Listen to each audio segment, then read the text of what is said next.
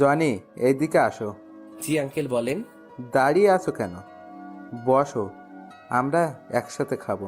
আমি ঈশিতার দিকে তাকালাম। ও আমার দিকে আগুন চোখে তাকিয়ে আছে। আমি কিছু বললাম না, এখনো দাঁড়িয়ে আছি। কি হয়েছে জনি? তোকে বসতে বললো না? আসলে আন্টি আমাকে তুই করেই বলে, আমাকে নিজের ছেলের মতো ভাবেন। আমি এখনো দাঁড়িয়ে আছি আর ঈশিতার দিকে চেয়ে আছি। ঈশিতা শুধু রাগে ফুঁসতেছে। জনি, তোমাকে আমি বসতে বলেছি, তুমি দিন দিন অবাধ্য হয়ে যাইতেছো। আঙ্কেল, বসতেছি। আমি যখন বসতে যাব তখনই ঈশিতা চেয়ার থেকে উঠে দাঁড়িয়ে যায় আর বলতে লাগলো, এই ছোট লোকের সাথে আমি এক টেবিলে বসে খেতে পারবো না। তোমাদের মন চাইলে তোমরা খাও। কিসের ছোট লোক? ভুলে যাস না ঈশিতা, জনি কিন্তু তোর স্বামী। কিসের স্বামী? স্বামী ইজ মাই ফুড। এই বলে ঈশিতা না খেয়ে চলে গেল। আন্টি আঙ্কেল দুইজন আমার দিকে অসহায় দৃষ্টিতে তাকিয়ে আছে। আমি মুচকি হেসে বললাম, আঙ্কেল, আমি কিছু মনে করিনি ঈশিতার কথায়। একদিন সব ঠিক হয়ে যাবে ইনশাল্লাহ। আমি আর কিছু না বলে চুপচাপ খেয়ে নিলাম। এরপর আমার রুমে চলে আসলাম। পরিচয়টা দিয়ে নেই, আমি জনি আহমেদ, অনার্স শেষ বর্ষের ছাত্র। আর ঈশিতা হচ্ছে আমার বউ, সেই ছোট থেকে এই বাড়িতে। আঙ্কেল হচ্ছে আমার আব্বুর বেস্ট ফ্রেন্ড। ছোটবেলায় আব্বু আম্মু রোড অ্যাক্সিডেন্ট করে মারা যান। ভাগ্যবশত আমি বেঁচে যাই। আব্বু আম্মুকে হারাতে হয় 16 বছর বয়সে। এরপর আঙ্কেল আমাকে এই বাড়িতে নিয়ে আসেন। সেই ছোট থেকে ঈশিতা আমার সাথে এই রকম আচরণ করে, তবে আমি কিছু মনে করি না। তবে আগে একটু খারাপ লাগতো। আমি সেই ছোটবেলা থেকে ঈশিতাকে ভালোবাসতাম, কিন্তু কখনো বলিনি। ঈশিতা আমাকে প্রতিদিন ছোট লোক, কুত্তার বাচ্চা, আরো অনেক কিছু বলতো। আমি একটু কষ্ট পেতাম, তবে এখন শুনতে শুনতে অভ্যস্ত হয়ে গেছি। আর বিয়ের ব্যাপারটা হলো একটু ভিন্ন। একদিন আমাদের কলেজ থেকে শিক্ষা সফরে আমি আর ঈশিতা যাই। ঈশিতা আমার সাথেই পড়ে, তো আমরা ঘুরতে বের হই। হঠাৎ দেখলাম ঈশিতা সবার কাছ থেকে আলাদা হয়ে জঙ্গলের গভীরে চলে যাচ্ছে। আমার একটু খটকা লাগলো, তাই আমিও ওর পিছু নিলাম। প্রায় ও হাঁটতে হাঁটতে জঙ্গলের অন্য পারে চলে এসেছে। হঠাৎ দেখলাম একটা সাপ ঈশিতার দিকে ছুটে আসছে, তাই দৌড়ে গিয়ে ঈশিতাকে ধাক্কা দিলাম। এরপর আমি নিজেকে না সামলাতে পেরে ঈশিতার উপর পড়ে গেলাম। হঠাৎই কোথায় থেকে গ্রামের কিছু লোক এসে আমাদেরকে দেখে ফেলে এবং আমাদেরকে ভুল বুঝে এরপর আর কি আমাদের বিয়ে পড়িয়ে দেয়। আব্বু আম্মুর কথা খুব মনে পড়তেছে। আজকে যদি ওরা বেঁচে থাকতো তাহলে আর আমাকে এইরকম দিনগুলো দেখতে হতো না। আব্বু আম্মুর জন্য খুব খারাপ লাগতেছে, চোখে পানি চলে আসছে। তবে আব্বু আম্মুর ভালোবাসাটা আঙ্কেল আর আন্টির কাছে পাই। এরপর শুয়ে পড়লাম। ফজর নামাজের আজান শুনে ঘুমটা ভেঙে গেল, তাই উঠে ফ্রেশ হয়ে নামাজ পড়ার জন্য মসজিদে গেলাম। চারদিকে হালকা হালকা আলো ফোটা শুরু করেছে। এরপর নামাজ পড়ে আব্বু আম্মুর কবরটার পাশে গেলাম। মনে পড়ে ছোটবেলার কথা, আব্বুকে ঘোড়া বানিয়ে তার পিঠে চড়া, আব্বুর সাথে স্কুলে যাওয়া। কান্না চলে এসেছে। বলতে লাগলাম, কেন তোমরা আমাকে একা করে চলে গেছো? তোমাদের সাথে নিলে না কেন? কেন রেখে গেলে এই নিষ্ঠুর পৃথিবীতে, যেখানে মা বাবা ছাড়া আর কেউ আপন নয়? কেন হলো আমার সাথে এইরকম? কেন আমাকে অবহেলা করে? কেন কেন কথাগুলো বলতে লাগলাম আর কান্না করতে লাগলাম। এরপর বাসায় চলে আসলাম। বাসায় ঢোকার সময় আন্টি আমাকে তাদের রুম থেকে ডাক দিলেন। রুমে গিয়ে দেখি আন্টি নামাজের বিছানায় বসে আছেন। আমি গিয়ে আন্টির পাশে বসলাম। আমার মাথায় হাত রাখলেন। ঈশিতা তোকে খুব অবহেলা করে, তাই না রে? মুচকি হেসে বললাম, ও এমন কিছু না আন্টি। ভালোবাসার মানুষটার অবহেলা কয়জনের কপালে থাকে? আমি সব বুঝি রে বাবা, তোর জন্য খুব কষ্ট। মেয়েটা কেন তোর সাথে এমন করে কিছু বুঝি না। কষ্ট এখন আর হয় না আন্টি, কষ্টগুলো এখন সহ্য করতে শিখে গেছি। দেখিস ঈশিতা একদিন তোকে ভালোবাসবে। হুম। আচ্ছা তুই এখন রুমে যা। আর শোন, ঈশিতাকে ডেকে তোল, আমি নাস্তা তৈরি করতেছি। আচ্ছা আন্টি। এরপর ঈশিতাকে ডাকতে যাইনি, কারণ ওকে ডিস্টার্ব করলে আবার আমার কপালে খারাপই আছে। ভালোবাসি তাই ওকে কিছু বলতে পারিও না। ঈশিতাকে না ডেকে আমি কলেজে যাওয়ার জন্য রেডি হয়ে নিলাম। এরপর আবার নিচে চলে গেলাম। গিয়ে দেখি ঈশিতা নিচে নাই। আন্টি, ঈশিতা কই? কেন, তোকে না বললাম ও ঘুম থেকে ডেকে তুলতে? ওহ আন্টি, ভুলে গেছি। আচ্ছা, গিয়ে নিয়ে আয়। এরপর আমি ঈশিতাকে ডাকতে চলে গেলাম। কিছুক্ষণ দাঁড়িয়ে রইলাম দরজার সামনে। এরপর ডাক দিলাম, কিন্তু কোনো উত্তর দিল না। আবার ডাক দিলাম। এরপর ওপার থেকে ঈশিতা বলল, কি হয়েছে? সকালবেলা এত চিল্লাচিল্লি করস কেন? আপনাকে আন্টি ডাকছে, তাড়াতাড়ি নিচে আসতে। কলেজে যেতে হবে, পরে কিন্তু দেরি হয়ে যাবে। যা তো তুই, আমি আসতেছি। আর ডিস্টার্ব করবি না আমাকে। এরপর আমি আর কিছু না বলে চলে আসলাম। নিচে গিয়ে আমি নাস্তা করে নিলাম। এরপর ঈশিতা নিচে আসতে লাগলো। আজকে খুব সুন্দর লাগতেছে। গোলাপি রঙের একটা ড্রেস, কানের ফুল, চুড়ি আর হালকা লিপস্টিক, সব মিলিয়ে জাস্ট অসাম লাগতেছে। আমার হা করে তাকিয়ে থাকা দেখে ঈশিতা আমাকে বলল, কুত্তার মতো এইভাবে তাকিয়ে আছিস কেন, শুয়োরের বাচ্চা? ঈশিতার কথাটি সোজা গিয়ে আমার বুকে লাগলো। কি এক কপাল নিয়ে পৃথিবীতে এসেছি, নিজের বউয়ের দিকে তাকালেও গালি শুনতে হয়। ওই সময় শুধু চোখে পানি ছলছল করতেছে। আদিক্ষেতা না করে গাড়ি বের কর, কলেজে যাব। আমি আর কিছু না বলে গাড়ি বের করে ঈশিতার জন্য অপেক্ষা করতে লাগলাম।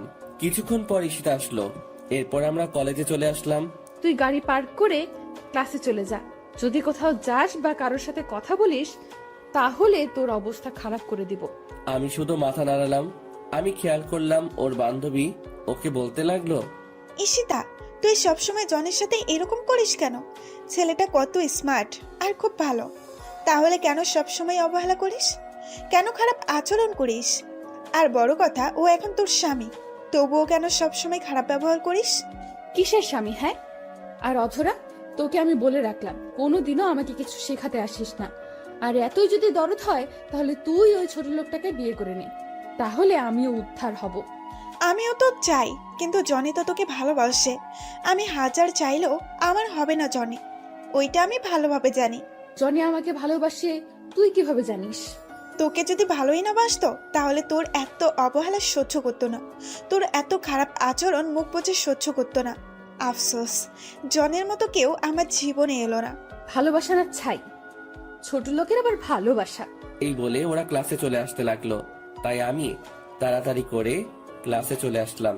ঈশিতার কথাগুলোতে খুব কষ্ট পেলাম। এরপর ক্লাসগুলো শেষ করে চলে আসলাম বাড়িতে। এইভাবে কাটতে থাকে দিন। আর ঈশিতার অবহেলা প্রতিনিয়ত সহ্য করতে হচ্ছে।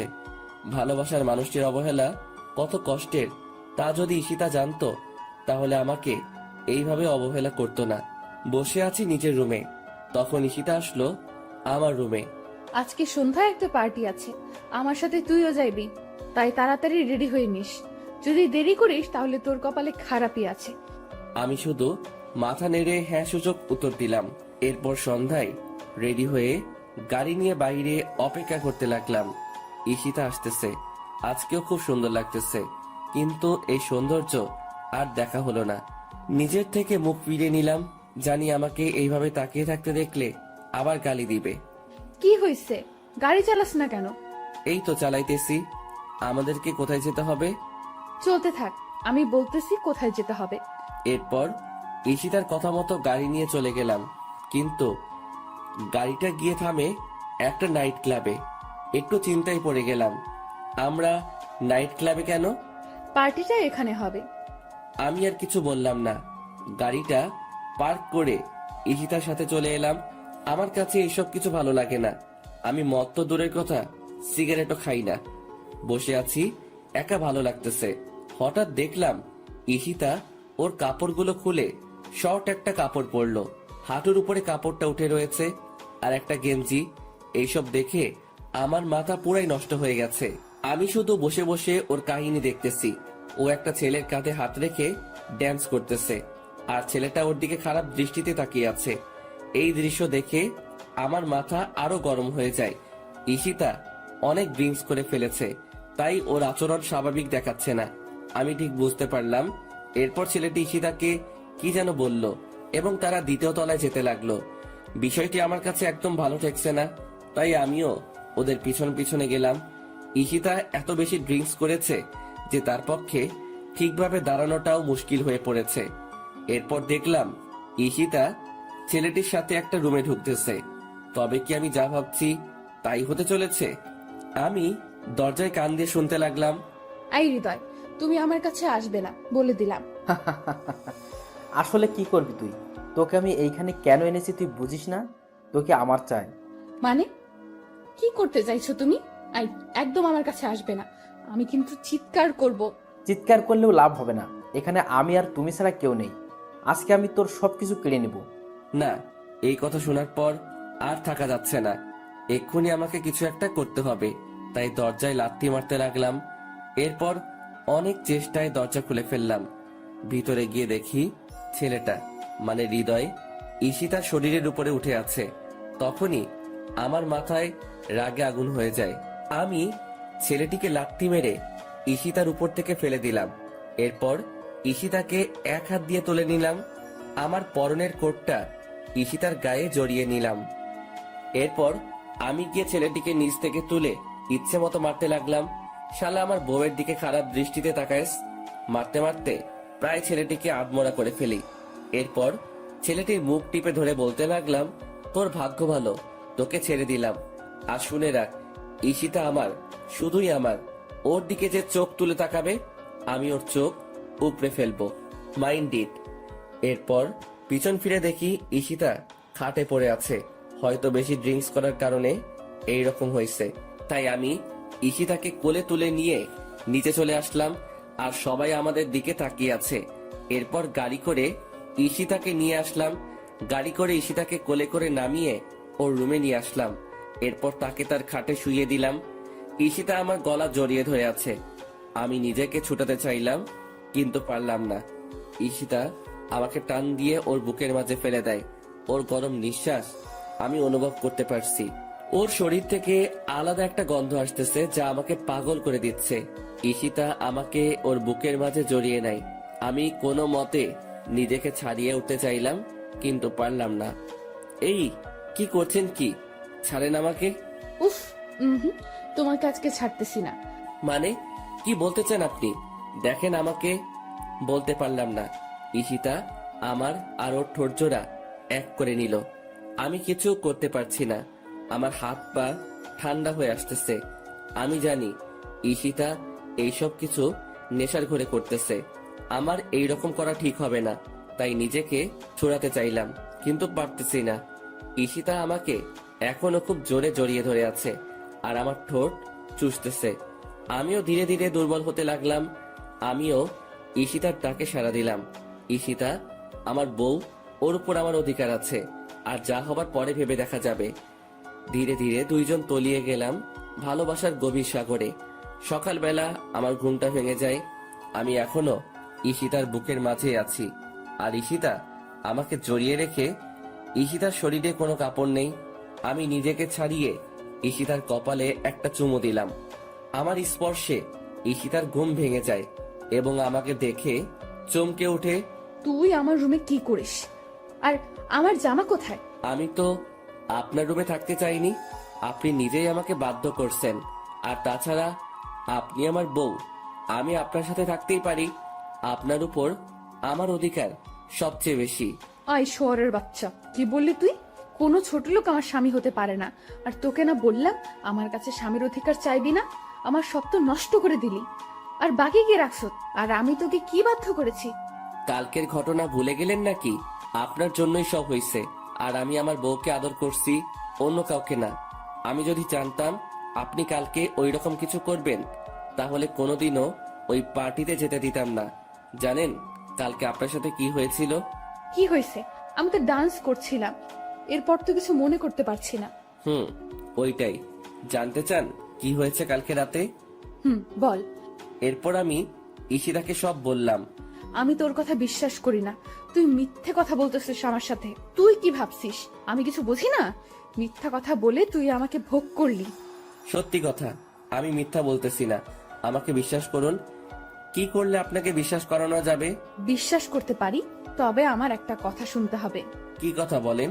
যদি তুই আমাকে সত্যিই ভালোবাসিস তাহলে তোর ওই ভালোবাসার কসম, তুই আমার থেকে অনেক দূরে চলে যাবি, অনেক দূরে। মুচকি হেসে বললাম, ও এই কথা। আপনাকে সত্যি অনেক ভালোবাসি, নিজের জীবনের চাইতেও বেশি, যা বলে প্রকাশ করতে পারবো না। তবে আপনার কথা দেখে বোঝাতে পারবো কতটা ভালোবাসি। ভালোবাসা মানে এই নয় প্রিয় মানুষটির সাথে থাকতে হবে, দূর থেকেও ভালোবাসা যায়। চলে যা, আর আসিস না আমার কাছে। যাচ্ছি। এই বলে আমি আমার রুমে চলে আসলাম। ভাবতেই পারিনি আমার জীবনে এমন একটা দিন আসবে, প্রিয় মানুষটির থেকে আলাদা হতে হবে।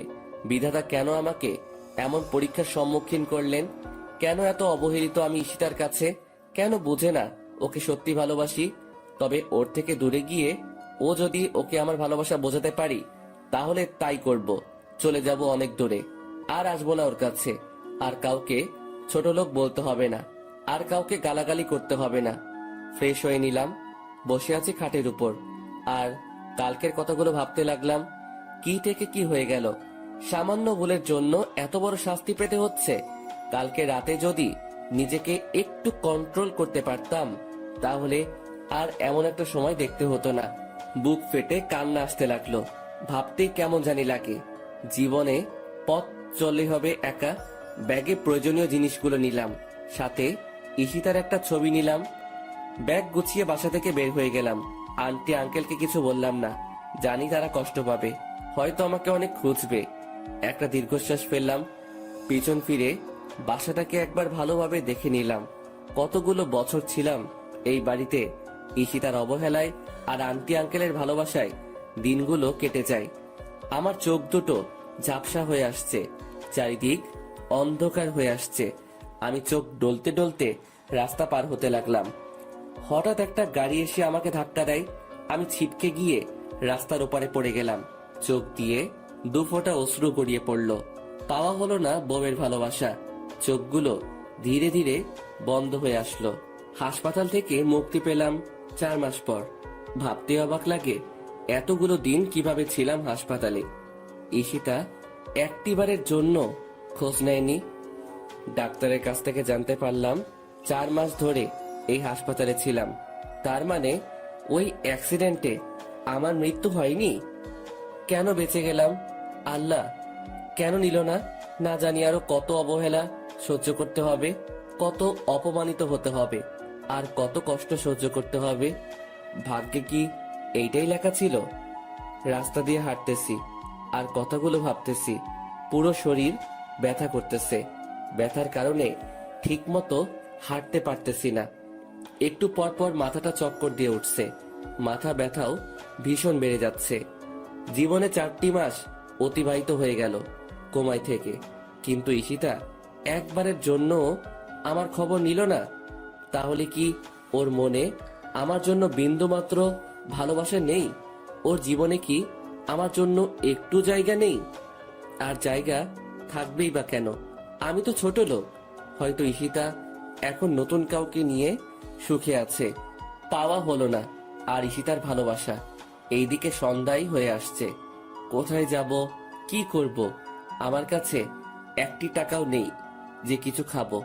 প্রায় গভীর রাত হয়ে এসেছে। বসে আছি পেটের ক্ষুধাও ব্যথাত শরীর নিয়ে একটা ল্যাম্পপোস্টের নিচে। ভাবতেই পারিনি জীবনে এমন দিনও পার করতে হবে। সবই নিয়তির খেলা। আনমনে বসে আছি আর আকাশের তারাগুলো দেখছি। আজকে তারাদেরকেও একা লাগছে। আকাশে 4টা ঠিকই উঠেছে, কিন্তু আমার মনের আকাশটা আধার হয়ে আছে। হঠাৎ খেয়াল করলাম একটা গাড়ি এই দিকে আসতেছে। একবার ভাবলাম সাহায্য চাইবো, আবার বসে পড়লাম। গাড়িটা আমার সামনে এসে থামলো। কি ব্যাপার? গাড়িটা আমার সামনে দাঁড়ালো কেন? হয়তো ওদের কোনো কাজে দাঁড়িয়েছে। আমি গাড়ির দিকে তাকিয়ে বোঝার চেষ্টা করছি। চেনা চেনা মনে হচ্ছে। গাড়ি থেকে একজন লোক নেমে আসলো। আরে, এ তো আঙ্কেল।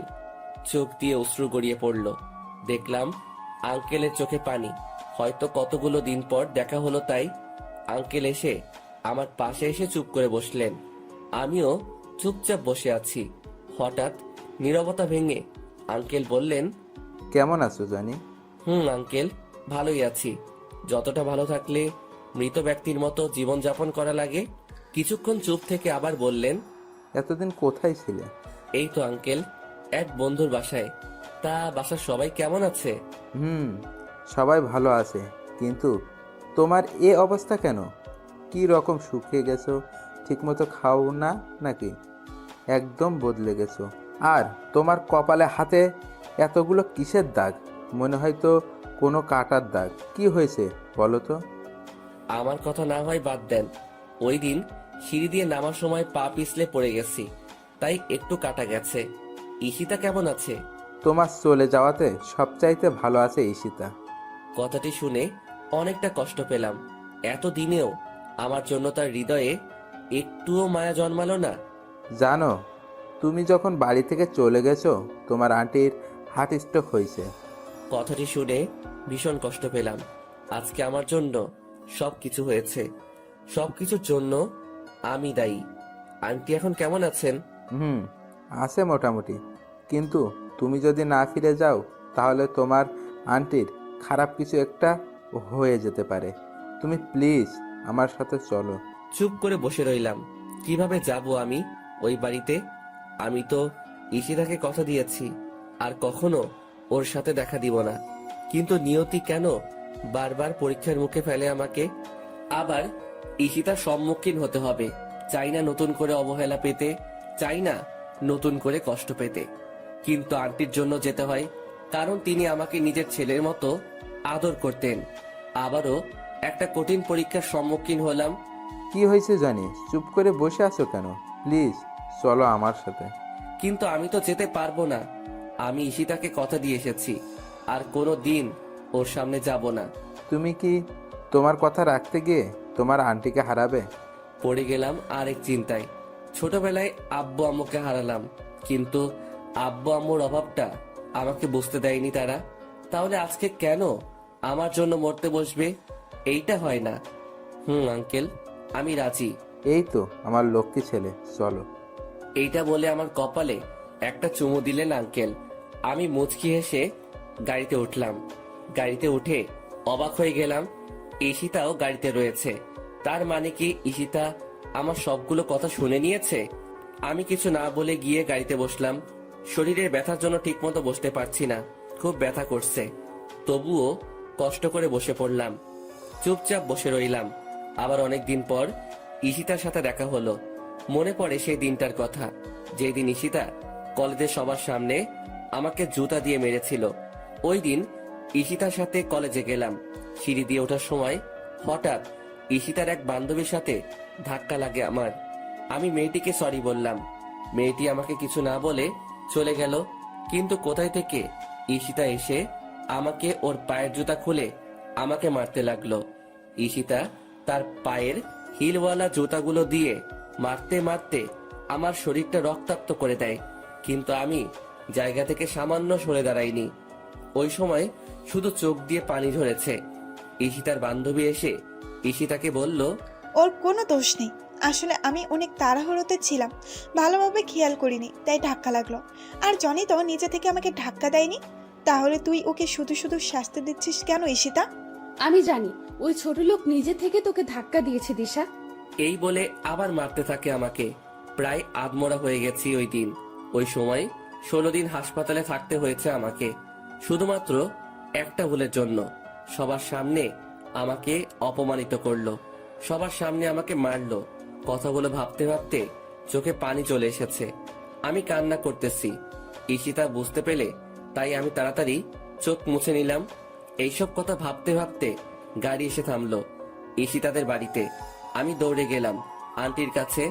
আন্টি শুয়ে আছে, কি রকম শুকিয়ে গেছেন। মনে হয় ঠিক মতো খায় না, ঠিক মতো ঘুমায় না, ঠিক মতো ওষুধও খায় না। আমি গিয়ে আন্টির পাশে বসলাম এবং মাথায় হাত রাখলাম। আমার হাতের স্পর্শ পেয়ে আন্টি জেগে গেলেন। আমাকে দেখে আন্টি অসহায় দৃষ্টিতে তাকিয়ে আছেন আমার দিকে। আন্টির চোখ ছলছল করছে। আমাকে আন্টি পাগলের মতো চুমু দিতে লাগলেন। কেমন আছো আন্টি? আগে ভালো ছিলাম না রে, তুই এসে গেছিস। আমি এখন খুব ভালো আছি, কিন্তু তোর এই রকম অবস্থা কেন? কপালে কাটার দাগ, হাতেও অনেক বড় কাটার দাগ রয়েছে। ওইটা আন্টি তেমন কিছু না, সিঁড়ি দিয়ে নামতে পড়ে গেছি, তাই একটু কেটে গেছে। আমার কেন জানি বিশ্বাস হচ্ছে না তোর কথা, কেন জানি তোর কথা মানতে পারছি না। না আন্টি, ওই রকম কিছুই না। আচ্ছা তুই ফ্রেশ হয়ে আয়, আমি তোকে খাবার দিচ্ছি। আচ্ছা আন্টি। আমি চলে যেতে লাগলাম। আন্টি আবার আমাকে পিছন থেকে ডাক দিলেন। জি আন্টি, বলো। এইদিকে আয় তো, তোকে জড়িয়ে ধরি না অনেক দিন হইছে। আমি মুচকি এসে আন্টির কাছে গেলাম। আন্টি আমাকে জড়িয়ে ধরলেন। ঠিক তখনই আমি ব্যথায় আহ করে চিৎকার দিয়ে উঠলাম। আমার চিৎকার শুনে সবাই ভয় পেয়ে গেল। কি হয়েছে জনি? আন্টি হঠাৎ পিঠে ভীষণ ব্যথা করে উঠল। কই দেখি। আমার পরনে টি শার্টটা উল্টিয়ে আন্টি বড়সড় একটা ধাক্কা খেলেন, বুঝতে পারলাম। সাথে সাথে আঙ্কেল আর ঈশিতাও, কিন্তু কি এমন হয়েছে বুঝতে পারলাম না। সত্যি করে বল জনি, তোর কি হয়েছে? তুই আমাকে মিথ্যা কথা বললি কেন? আরে আন্টি, মিথ্যা বলবো কেন? আমি তো সত্যি বলতেছি। তুই সত্যি বলিস তাই না? এক থাপ্পড় দিব। তোর পিঠে ওইটা কিসের দাগ? কই, কিসের দাগ? আমি আয়নার সামনের দিকে দেখতে লাগলাম। দেখে আমি নিজেই অনেক বড় ধাক্কা খেলাম। আমার পিঠের প্রায় অর্ধেকটা কাটা। তার মানে ওই অ্যাক্সিডেন্ট এইরকম হয়েছে। কিভাবে বেঁচে গেলাম? এত বড় আঘাত হওয়ার পরেও বেঁচে গেলাম। জনি তোকে আমার কসম, সত্যি করে বল কি হয়েছে? কি করি এখন? সত্যিটা তো বলতেই হবে। আসলে আন্টি, আমার অ্যাক্সিডেন্ট হয়েছে। ওই দিন বাড়ি থেকে বের হয়ে রাস্তা পার হওয়ার সময় একটা গাড়ির সাথে ধাক্কা লাগে আমার। আমি এতদিন ধরে আমার কোনো বন্ধুর বাসায় না, হাসপাতালে ঘুমাইছিলাম। আর আজকে 4 মাস পর জ্ঞান ফিরেছে। এইবার আন্টি হাউমাউ করে কেঁদে দিলেন। আমি গিয়ে আন্টিকে সান্ত্বনা দিতে লাগলাম। কোনো মতে আন্টিকে ঠান্ডা করলাম। এরপর আন্টিকে বুঝিয়ে সুজিয়ে চলে আসলাম আমার রুমে। ফ্রেশ হতে গেলাম, ফ্রেশ হতেও পারছি না। কোনো মতে ফ্রেশ হয়ে নিচে চলে আসলাম খাওয়ার জন্য। আন্টি আমাকে নিজ হাতে খাইয়ে দিলেন। তবে একটা জিনিস খেয়াল করলাম, ঈশিতা আজকে আমার সাথে এক টেবিলে বসে খেলো। অনেকটা খুশি হলাম। এরপর খাওয়া দাওয়া শেষ করে রুমে চলে আসলাম। একটু ঘুমানোর চেষ্টা করলাম, কিন্তু পিঠে ব্যথার জন্য পারছি না। তবুও কোনো মতে চিত হয়ে শুয়ে পড়লাম। ভোরবেলায় ফজরের আজানে ঘুম ভাঙলো। বিছানা থেকে উঠতে অনেক কষ্ট হচ্ছে। শরীরটা এখন আগের মতো ব্যথা করতেছে। অনেক কষ্ট করে উঠে অজু করে নামাজ পড়তে চলে গেলাম। কারণ এখনকার এই ব্যথা জাহান্নামের শাস্তি থেকে 1 কোটি গুণ কম। এই সামান্য কষ্টের জন্য কপালে আখিরাতে চিরস্থায়ী সুখ থাকতে পারে। অনেক কষ্ট করে নামাজ পড়ে বাড়িতে আসলাম। এখন একটু ভালো লাগতেছে। হালকা হালকা বাতাস বয়ে যাচ্ছে। অনেক দিন পর সকালে সূর্যটা দেখতে পাবো। কারণ হাসপাতালে এতদিন কোমায় থাকায় বাহিরের আলো আমার হৃদয় স্পর্শ করতে পারিনি। তাই ছাদে চলে আসলাম। খেয়াল করলাম কেউ একজন ছাদের এক কোণে দাঁড়িয়ে আছে। একটু কাছে যেতেই বুঝতে পারলাম ঈশিতা। আমি গিয়ে ওর একটু পাশে দাঁড়ালাম। ভাবলাম এই কয়দিনে হয়তো আমি তার হৃদয়ে একটু হলেও আমার জন্য জায়গা করতে পেরেছি। কারো উপস্থিতি টের পেয়ে ঈশিতা আমার দিকে তাকালো। আমাকে দেখে বিরক্তিকর দৃষ্টি নিয়ে তাকালো ঈশিতা আমার দিকে। তুই এখানে কি করিস? তোকে বলছি না আমাকে ডিস্টার্ব করবি না। আসলে আমি বুঝতে পারিনি আপনি ছাদে আছেন। জানলে এখানে আসতাম না। জানলে আসতিস না? এই বাড়িতে আবার কেন আসলি তুই? তোর নাকি অ্যাক্সিডেন্ট হয়েছে? মরিস নাই কেন অ্যাক্সিডেন্টে? মরে আমাকে উদ্ধার করতি? যত সব ছোট লোক কোথাকার। এই বলে ঈশিতা চলে গেল। ঈশিতার কথা শুনে বুকের ভিতর ঘূর্ণিঝড় শুরু হলো। তাহলে কি আমি ভুল ভাবনা নিয়ে এতদিন বেঁচেছিলাম? মৃত্যুটাই আমার জন্য শ্রেয় ছিল। ভালোবাসার মানুষটি বলছে মরতে। তাহলে এই তুচ্ছ জীবন রেখে কি লাভ? শুধুমাত্র আত্মহত্যা করলে এই অবহেলা থেকে মুক্তি পেতে পারি, কিন্তু আত্মহত্যা যে মহাপাপ। আর এই কথা জেনে বেঁচে আছে পৃথিবীতে হাজারো জীবন্ত লাশ। চোখ দিয়ে অনবরত অশ্রু ঝরতেছে। কেন জানি বাধা দিয়েও থামাতে পারছি না। বুকের ভিতর দিয়ে বয়ে যাওয়া কষ্টের ঢেউ। আর কত অবহেলা পেতে হবে জানি না। তবে একদিন এই অবহেলিত জনির কাছে ঈশিতাকে আসতেই হবে। সূর্যোদয়টা না দেখে চলে আসলাম। ইচ্ছে নেই সূর্যোদয় দেখার। নাস্তা করতেই নিচে চলে আসলাম। জানি ঈশিতা আমার সাথে এক টেবিলে বসে নাস্তা করবে না, তবুও বসলাম। ঈশিতা আসলো আর আমাকে দেখেই আবার চলে গেল। ওই সময় কষ্ট পেয়েও পেলাম না, কারণ প্রিয় মানুষটির থেকে কষ্ট পাবো এই কথা যদি জেনে যায় তাহলে ওই রকম আঘাত করে না, তবে জখমটা রয়ে যায়। এরপর আমাকে আন্টি নিজ হাতে নাস্তা খাইয়ে দিলেন। এরপর আমি একটু রেস্ট নিয়ে ফার্মেসিতে গিয়ে 1 মাসের জন্য ওষুধ নিয়ে আসলাম। ধীরে ধীরে পিঠের ক্ষতটা ভালো হতে লাগলো। পিঠের ক্ষত ভালো হয়ে লাভ কি, বুকের ক্ষতটা তো তার চেয়ে 1000 গুণ বেশি, যা শুধু ঈশিতাই ভালো করতে পারবে, যার একমাত্র ওষুধ ঈশিতা। আজ 1 মাস পর আমি মোটামুটি সুস্থ, কিন্তু অবহেলাটা প্রতিদিন পেতে হয়। এই কারণে না হয় অন্য কারণে। এখন থেকে আমি আঙ্কেলের অফিসে যাব। আঙ্কেল বারণ করছে, তবুও ঘরে একা একা বসে থাকতে ভালো লাগে না, এর চেয়ে অফিসে গেলেই ভালো হয়। কিন্তু ঈশিতাও নাকি অফিসে যেতে চায়, তবে ভালোই হবে। কাজের ফাঁকে ঈশিতাকে চুরি করে নিজের ইচ্ছা মতো দেখতে পাবো, এতেই অনেক। অফিসে প্রতিদিন আমি আর ঈশিতা দুইজনে এক গাড়িতে করে গেলাম, সাথে আঙ্কেলও ছিলেন। আজ থেকে অফিসের নতুন এমডি হচ্ছে ঈশিতা, আর আমাকে একটা ডেস্ক দেখিয়ে দিলেন। আমার জন্য কাজটা নির্ধারিত নয়, আমার কাছে ভালো লাগলে কাজ করতে পারবো, না হয় অফিসে বসে থাকতে পারবো। প্রথম দিন সবার সাথে পরিচয় হয়ে নিলাম আর একজনকে বন্ধু বানিয়ে নিলাম। নাম হচ্ছে রাকিব। আমার সমবয়সী রাকিব, আর আমার পাশের ডেস্কে রাকিব বসে। আমরা সমবয়সী হওয়ার কারণে একজন আরেকজনকে তুই করেই বলি। প্রথম দিন সবকিছু বুঝে নিতে নিতে সময় কেটে গেল। পরদিন সকালবেলা নাস্তা করে অফিসে চলে আসলাম। ঈশিতাও আমার সাথে গাড়িতে আসে। আমি গাড়ি চালানোর ফাঁকে ফাঁকে ঈশিতার দিকে তাকিয়ে থাকি। মেয়েটাকে দেখতে কতটা নিষ্পাপ লাগে, কেউ দেখলে বিশ্বাসই করবে না মেয়েটা যে এত নিষ্ঠুর। তবে ঈশিতা আমার জন্য নিষ্ঠুর না, ঈশিতা আমার জন্য আমার রাজ্যের রানী। আমার ডেস্কে বসে আছি, এমন সময় পিয়ন এসে বলল ঈশিতা নাকি আমাকে ডাকছে, তাই গেলাম ওর কেবিনে। আসতে পারি ঈশিতা? ওই ছোট লোক, এটা অফিস, বাড়ি না। আর তোর সাহস কি করে হয় আমার নাম ধরে ডাকিস? সরি ম্যাম, বলেন কি করতে হবে? মনে থাকে যেন। এখন এই ফাইলটা রেডি করে নিয়ে আয়। জি ম্যাম। প্রায় 1.5 ঘন্টা পর ফাইলটা রেডি করতে পারলাম। এইবার ঈশিতার কাছে নিতে হবে। May I come in ma'am? Yes come. এই যে ম্যাম, ফাইলটা রেডি।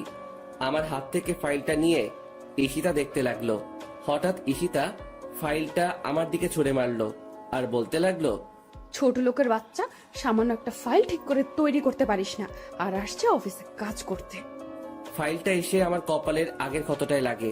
ফাইলের কোনা লাগায় ক্ষতটা ফেটে টপ টপ করে রক্ত ঝরতে লাগে। ভীষণ ব্যথা করতে লাগলো। আমি তবুও চুপচাপ দাঁড়িয়ে রইলাম। দাঁড়িয়ে আছিস কেন? যা, ফাইলটা 20 মিনিটের মধ্যে ঠিক করে আনবি, না হয় তোর কপালে খারাপই আছে। আমি ফাইলটা ফ্লোর থেকে তুলে নিজের ডেস্কে চলে আসলাম। রক্ত এখনো ঝরতে থাকে। বিষয়টা রাকিব ঠিকই বুঝতে পারে, তাই রাকিব আমার জন্য অফিসে রাখা মেডিসিনের ফার্স্ট বক্সটা আনলো আর ধীরে ধীরে ক্ষতটা পরিষ্কার করতে লাগলো। ওর হাতটা আমার ক্ষততে লাগতেই ব্যথায় চিৎকার দিয়ে উঠলাম। ভীষণ ব্যথা করতেছে। এরপর রাকিব ধীরে ধীরে আমার মাথা ভালোভাবে ব্যান্ডেজ করে দিল। এরপর রাকিব চুপি চুপি ফাইলটা আবার ঠিক করে দিল। আমি গিয়ে ফাইলটা ঈশিতাকে দিয়ে চলে আসলাম। এরপর অফিস শেষে আবার ঈশিতাকে নিয়ে বাসায় চলে আসলাম।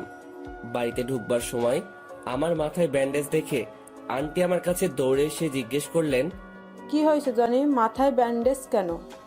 ও কিছু না আন্টি, গাড়িতে ওঠার সময় গাড়ির সাথে ধাক্কা লেগে হালকা কেটে যায়, দেখবা আমার ঠিক হয়ে যাবে। এই কথা বলে রুমে চলে এসে ফ্রেশ হয়ে নিলাম। এরপর রাতে খেয়ে ঘুমিয়ে পড়লাম। ঘুম ভাঙে প্রায় সকাল 9টায়। কি ব্যাপার, কোনো দিন তো এত দেরি করে ঘুম ভাঙে না। শোয়া থেকে উঠতে চেষ্টা করলাম, কিন্তু উঠতে পারছি না। পুরো শরীর কি রকম ভার হয়ে আছে আর আগুনের মতো পুড়ে যাচ্ছে। হঠাৎ করে আবার জ্বর এলো কেন? কালকের ঘটনা মনে পড়ে গেল। কপালে হাত দিয়ে দেখি কে যেন জলপট্টি দিয়ে রেখেছে।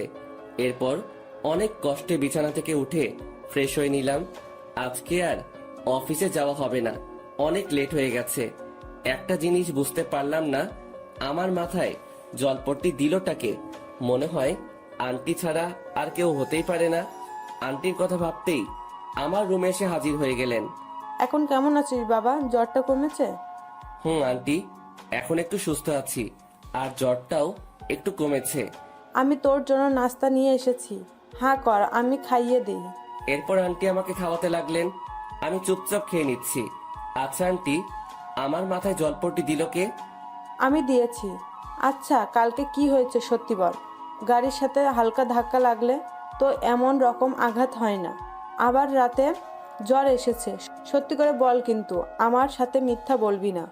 না আন্টি, সত্যি সেই রকম কিছু না। আবার মিথ্যা কথা বলিস, আমি কিন্তু সব বুঝি। ঈশিতা ওই রকম করেছে তাই না? সত্যি কথা বলবি কিন্তু।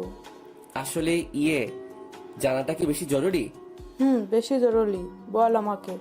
এরপর অনিচ্ছা সত্ত্বেও আন্টিকে সব বলতে হলো। আমার কথা শুনে আন্টির মুখটা কালো হয়ে গেল। আমার মাথার ব্যান্ডেজটা খুলে আন্টি দেখতে লাগলেন। এরপর আন্টি কিছু না বলে আমাকে ওষুধ খাইয়ে দিয়ে চলে গেলেন। আমিও চুপচাপ শুয়ে পড়লাম।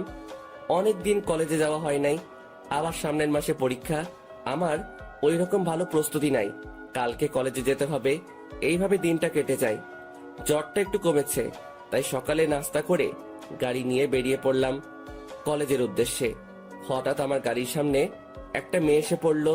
আমি তাড়াতাড়ি ব্রেক করলাম, তবুও গাড়ির সাথে হালকা ধাক্কা লাগে মেয়েটির। আমি তাড়াতাড়ি গাড়িটা বন্ধ করে গাড়ি থেকে নেমে পড়লাম। এরপর মেয়েটিকে তুলতে গেলাম। আরে, এইটা তো ঈশিতার ফ্রেন্ড দিশা। আমি তাড়াতাড়ি হাতটা বাড়িয়ে দিলাম দিশার দিকে। উঠে আসো দিশা। এরপর আমি ধীরে ধীরে দিশাকে তুলতে লাগলাম। গাড়ির সাথে ধাক্কা লাগার কারণে মেয়েটা পায়ে ব্যথা পাইছে, উঠে দাঁড়াতে কষ্ট হচ্ছে। তোমার কি হাঁটতে কষ্ট হচ্ছে? না, তেমন না, ঠিক হয়ে যাবে। আচ্ছা, এখন ছাড়ো, আমি যেতে পারবো। আচ্ছা। আমি দিশাকে ছেড়ে দিলাম। ও ধীরে ধীরে হাঁটার চেষ্টা করতে লাগলো, কিন্তু পায়ের ব্যথার কারণে পারছে না। দিশা পড়ে যেতে লাগলো, তাই আমি তাড়াতাড়ি দিশাকে আবার ধরে ফেললাম। চলো, আমি তোমাকে হাসপাতালে নিয়ে যাচ্ছি। না, তার আর দরকার হবে না, আমি যেতে পারবো। চুপ! সেই তখন থেকে যেতে পারবো বলছে তো, কই একটুও তো সামনে যেতে পারছো না। তো আমি এখন কিভাবে যাব? আচ্ছা দাঁড়াও, কি করব ঠিক বুঝতে পারছি না। মেয়েটা ঠিক মতো হাঁটতেও পারছে না, তাই কোনো কিছু না ভেবে দিশাকে কোলে তুলে নিলাম। এইরকম কিছুটা একটা করব দিশা ভাবতে পারিনি। আমার দিকে ড্যাব ড্যাব করে তাকিয়ে আছে।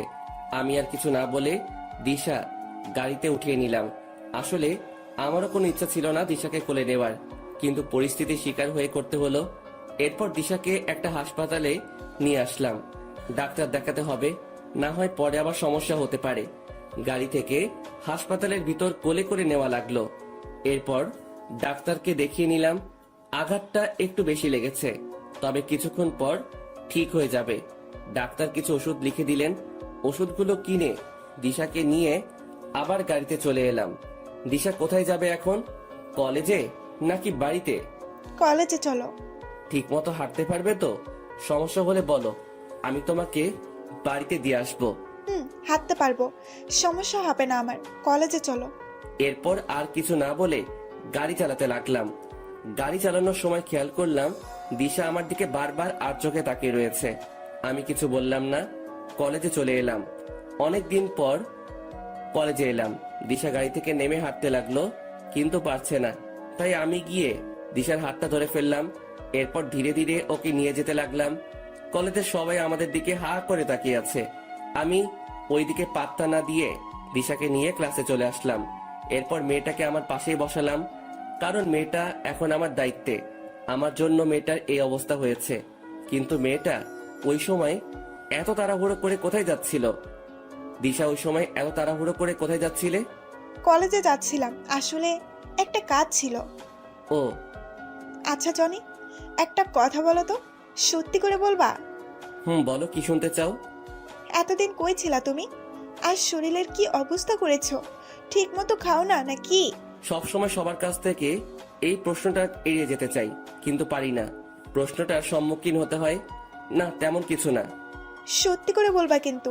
আমি জানি তুমি মিথ্যে কথা বলতেছো। যেদিন থেকে তুমি কলেজে আসো না, সেদিন থেকে ঈশিতাও আসে না। সমস্যা কি বলো তো? সেই রকম কিছু না, শুধু একটু প্রবলেম হয়েছে। প্রবলেমটা কি বন্ধু ভেবে বলতে পারো।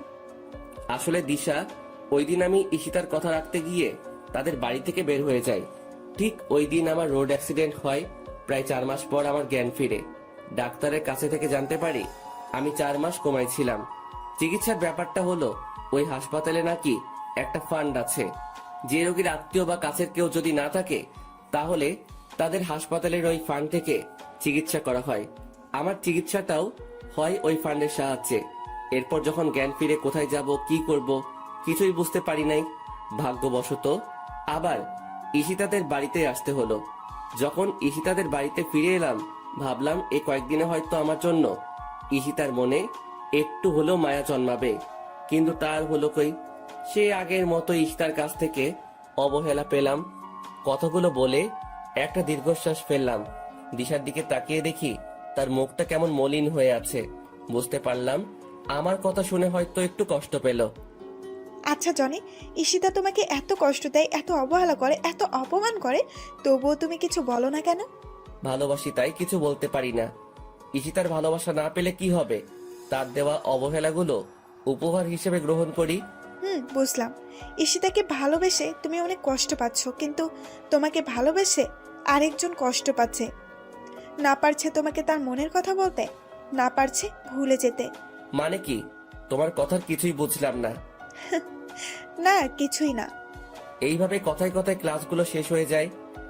এরপর দিশাকে ওদের বাড়ি পৌঁছে দিয়ে আমি বাড়ি চলে আসলাম। এরপর ফ্রেশ হয়ে খেয়ে একটু ঘুমিয়ে নিলাম। ঘুম থেকে উঠলাম প্রায় সন্ধ্যায়। ফ্রেশ হয়ে নিচে আন্টি রুমে গেলাম। আন্টি আসবো? বাবা কিছু বলবি? আন্টি বলবো। আঙ্কেলকে বলে দিও আমি এই কয়েকদিন অফিস যেতে পারবো না, সামনে পরীক্ষা আছে। আচ্ছা বলবো। আন্টি ঈশিতা কোথায়? ওর রুমে নাকি? না, ঈশিতা এখনো অফিস থেকে আসে নাই। মানে বলো কি? প্রায় রাত হয়ে এলো কিন্তু ঈশিতা এখনো বাড়িতে আসলো না। অফিস তো সে কখন শেষ হয়ে যায়। কি জানি বাবা, মেয়েটা আজকে এত দেরি করছে কেন, আমার খুব চিন্তা হচ্ছে। আচ্ছা দাঁড়াও, আমি খবর নিচ্ছি। এরপর আমার রুমে এসে রাকিবকে ফোন দিলাম। হ্যালো, কেমন আছিস দোস্ত? এই তো ভালো, তুই কেমন আছিস? আমিও ভালো আছি। আচ্ছা দোস্ত, অফিস কি ছুটি? অফিস তো সেই কখন শেষ হয়ে গেছে। কেন রে, কি হয়েছে? আরে ঈশিতা এখনো বাড়িতে ফিরে নাই। বলিস কি? দেখ, ম্যাম হয়তো অন্য কোনো কাজে ব্যস্ত আছে। আচ্ছা দোস্ত, তাহলে রাখি, তোর সাথে আবার পরে কথা হবে। আচ্ছা ঠিক আছে, ভালো থাকিস। এই বলে মোবাইলটা কেটে দিলাম। কি করি এখন? ঈশিতার নাম্বারটা বউ দিয়ে সেভ করা আছে, কিন্তু কোনো দিন ফোন দেওয়া হয়নি। আর কোনো কিছু না ভেবে ফোন দিলাম, কিন্তু ফোন তুলছে না। এইভাবে 6 বার ফোন দিলাম, তবুও ফোনটা ধরলো না। আমার চিন্তা আরো বেড়ে গেল, তাই আবার ফোন দিলাম। এইবার ঈশিতা কলটা ধরলো। ওই ছোট লোকের বাচ্চা, বারবার ফোন দিস কেন? আপনি কোথায়? তাড়াতাড়ি বাড়িতে আসেন, আন্টি আপনার জন্য চিন্তা করছে। তোকে বলতে যাব কেন? আমি আমার বয়ফ্রেন্ডের সাথে আছি, আর ডিস্টার্ব করবি না আমাকে, যত ছোট লোক কোথাকার। ঈশিতার কথা শুনে আমার পায়ের নিচের মাটি সরে গেল। ঈশিতার বয়ফ্রেন্ড আছে ভাবতেই চোখ দুটো ভিজে গেল পানিতে। বুক ফেটে কান্না আসছে। আমার ভালোবাসা কখনো ঈশিতা বুঝলো না, শুধু অবহেলাই করে গেল। তবে কি ঈশিতাকে আমার নিজের করে আর কখনো পাবো না? কখনো কি আর হবে না ঈশিতার ভালোবাসা পাওয়া? অনেক কান্না করলাম। ভালোবাসার মানুষটির অবহেলা মৃত্যুর সমান। কান্না করতে করতে কখন ঘুমিয়ে পড়েছি ঠিক মনে নেই। ঘুম থেকে উঠে ফ্রেশ হয়ে নিলাম। বারবার শুধু ঈশিতার কথাগুলো মনে পড়ছে। তবে কি চিরতরে হারাতে হবে ঈশিতাকে? আর যেইভাবে অবহেলা করছে তাতে ঈশিতা না থাকাও ভালো, কিন্তু প্রিয় মানুষটির কাছ থেকে অবহেলা করলে তা না পাওয়ার চেয়েও ভালো। কিন্তু আমি যে এত অবহেলা নিতে পারছি না, কিন্তু একদিন ওর অবহেলাগুলাও খুব মিস করব। আমাকেও কিছু একটা করতে হবে, এমন কিছু করব যাতে ঈশিতা নিজেই আমার কাছে আসে। নাস্তা করে কলেজে যাওয়ার জন্য রেডি হয়ে নিলাম। এরপর গাড়ি নিয়ে কলেজে চলে আসলাম। মনে পড়ে সেই দিনগুলো যখন আমি আর ঈশিতা একসাথে কলেজে আসতাম। আমি সবসময় ক্লাসে চুপটি মেরে বসে থাকতাম, আর ঈশিতা ওর ফ্রেন্ডের সাথে কত মজা করত। আমি গাড়িটা পার্ক করে চলে আসলাম। বসে আছি নিজের বেঞ্চে, হঠাৎ কোথায় থেকে একটা মেয়ে এসে আমার পাশে বসে পড়লো। আরে দিশা, তুমি? হ্যাঁ আমি। কেমন আছো? ভালোই, তুমি? হুম, আমিও ভালো আছি।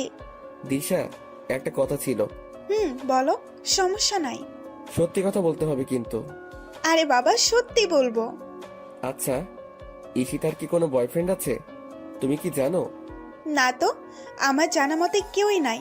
কেন, কি হয়েছে বলো তো? না, তেমন কিছুই না। বুঝলাম, তেমন কিছু না, তবুও বলো তুমি। আসলে ঈশিতা আমাকে কালকে বলল ওর নাকি বয়ফ্রেন্ড আছে। আরে বলো কি, আমাকে তো কখনো বলে নাই। আর তুমি থাকতে অন্য কোনো ছেলে কেন থাকবে? তুমি না ওর স্বামী? দিশা, তুমি তো জানো আমি ওর নামের স্বামী, অধিকারে না। জনি, তোমাকে একটা কথা বলবো, রাখবা আমার কথা? আচ্ছা বলো, কি করতে হবে? না, আগে আমাকে কথা দিতে হবে। আচ্ছা দিলাম, এখন তো বলো। চলো না, আমরা আজকে ক্লাস না করে ঘুরবো। অনেক দিন হলো যায় না। চলো না প্লিজ। কিন্তু ক্লাস? তুমি কিন্তু কথা দিয়েছো, যেতে তো হবেই। কি আর করা যায়, কথা যখন দিয়ে দিয়েছি তাহলে কথা মতো কাজ করতে হবে। এরপর গাড়ি নিয়ে আমি আর দিশা বেরিয়ে পড়লাম। উদ্দেশ্য নদীর পাড়ে যাব। এরপর আমরা আমাদের গন্তব্যস্থলে চলে গেলাম। বসে আছি নদীর পাড়ে একটা গাছের নিচে। কি সুন্দর প্রকৃতি, যার বর্ণনা দিয়ে শেষ করা যায় না। দিগন্ত বিস্তৃত নদী, নদীর ওপরে সারি সারি গাছ, চারিদিকে হালকা রোদের তাপ, আর দক্ষিণের বাতাস এসে মনে দোলা দিয়ে যাচ্ছে। সব মিলিয়ে একটা মনোমুগ্ধকর পরিবেশ। জনি, কি ভাবো? এই যে কত সুন্দর প্রকৃতি, দিগন্ত বিস্তৃত নদী, এর পারে আমরা দুইজন পাশাপাশি একটা গাছের নিচে বসে আছি। এই সময়টা আরো সুন্দর হয় যখন প্রিয় মানুষটি পাশে থাকে। কিছু বললাম না, চুপচাপ করে বসে রইলাম। কি হয়েছে, বসে আছো যে? কথা বলো না কেন? না, এমনিতেই। আচ্ছা, তুমি কি এখনো ঈশিতাকে ভালোবাসো? বাসি তো, আগের মতোই ভালোবাসি। তুমি কাকে ভালোবাসো বললে না তো? হুম, আমিও একজনকে খুব ভালোবাসি, তবে বলতে পারছি না, কারণ ওর যে এখন বউ আছে। ও মা, বলো কি? তাহলে কে সে? আচ্ছা দাঁড়াও। এই কথা বলে ঈশিতা তার ব্যাগ থেকে একটা গোলাপ ফুল বের করলো এবং আমার সামনে হাঁটু গেড়ে বসে পড়লো। হবে কি তুমি আমার রাত জাগার কারণ? হবে কি তুমি আমার স্বপ্ন দেখার কারণ? জানো, তোমাকে আমি সেই ছোট থেকেই ভালোবাসতাম। যেদিন ঈশিতার সাথে তোমাকে প্রথম দেখেছি, সেদিন থেকে তোমাকে ভালোবেসে ফেলেছি। শুধুমাত্র ঈশিতার জন্য কোনোদিন বলে উঠতে পারি নাই। প্লিজ ফিরিয়ে দিও না, খুব ভালোবাসি তোমাকে। জানো, ঈশিতা যেই দিন তোমাকে কলেজের সবার সামনে অপমান করতো, সেদিন আমি মুখ বুঝে কান্না করতাম। ঈশিতা তো তোমাকে আর ভালোবাসে না, আর ওর বয়ফ্রেন্ডও আছে। তাহলে আমাকে ফিরিয়ে দিও না প্লিজ। আমি মুচকি হেসে দিশা নিচু থেকে উঠিয়ে পাশে বসালাম, ফুলটাও নিলাম। দিশা, তুমি তো জানো আমি ঈশিতাকে ভালোবাসি, আর যদি ভালো না বাসতাম তাহলে এত অবহেলা কষ্টের মাঝে ওর কাছে পড়ে থাকতাম না। আর তোমার এইগুলা ভালোবাসা না, সব আবেগ। দেখবে সব আগের মতো ঠিক হয়ে যাবে।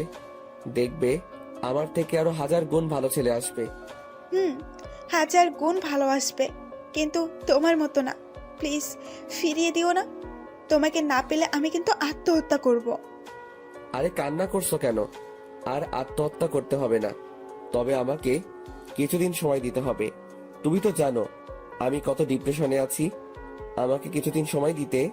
এই কথা বলার সাথে সাথে মেয়েটা আমাকে জড়িয়ে ধরলো। আমি শুধু মুচকি হাসলাম আর ওর মাথায় হাত রাখলাম। বুঝলাম না, আমি তো এখনো হ্যাঁ বলি নাই, এতেই এত খুশি? মেয়েটা খুব ইমোশনাল। এরপর আমার থেকে দিশাকে ছাড়িয়ে দিলাম। আচ্ছা দিশা, তুমি কি আমাকে পাবে? আমার তো মনে হয় আমাদের ভালোবাসা পূর্ণতা পাবে না। সব ভালোবাসা কি পূর্ণতা পায়? কিছু কিছু ভালোবাসা অসম্পূর্ণ রয়ে যায়। আমাদেরটাও না হয় অপূর্ণ থাকবে। আর আমার পাগলটাকে না হয় সারা জীবন দূর থেকেই ভালোবেসে যাব।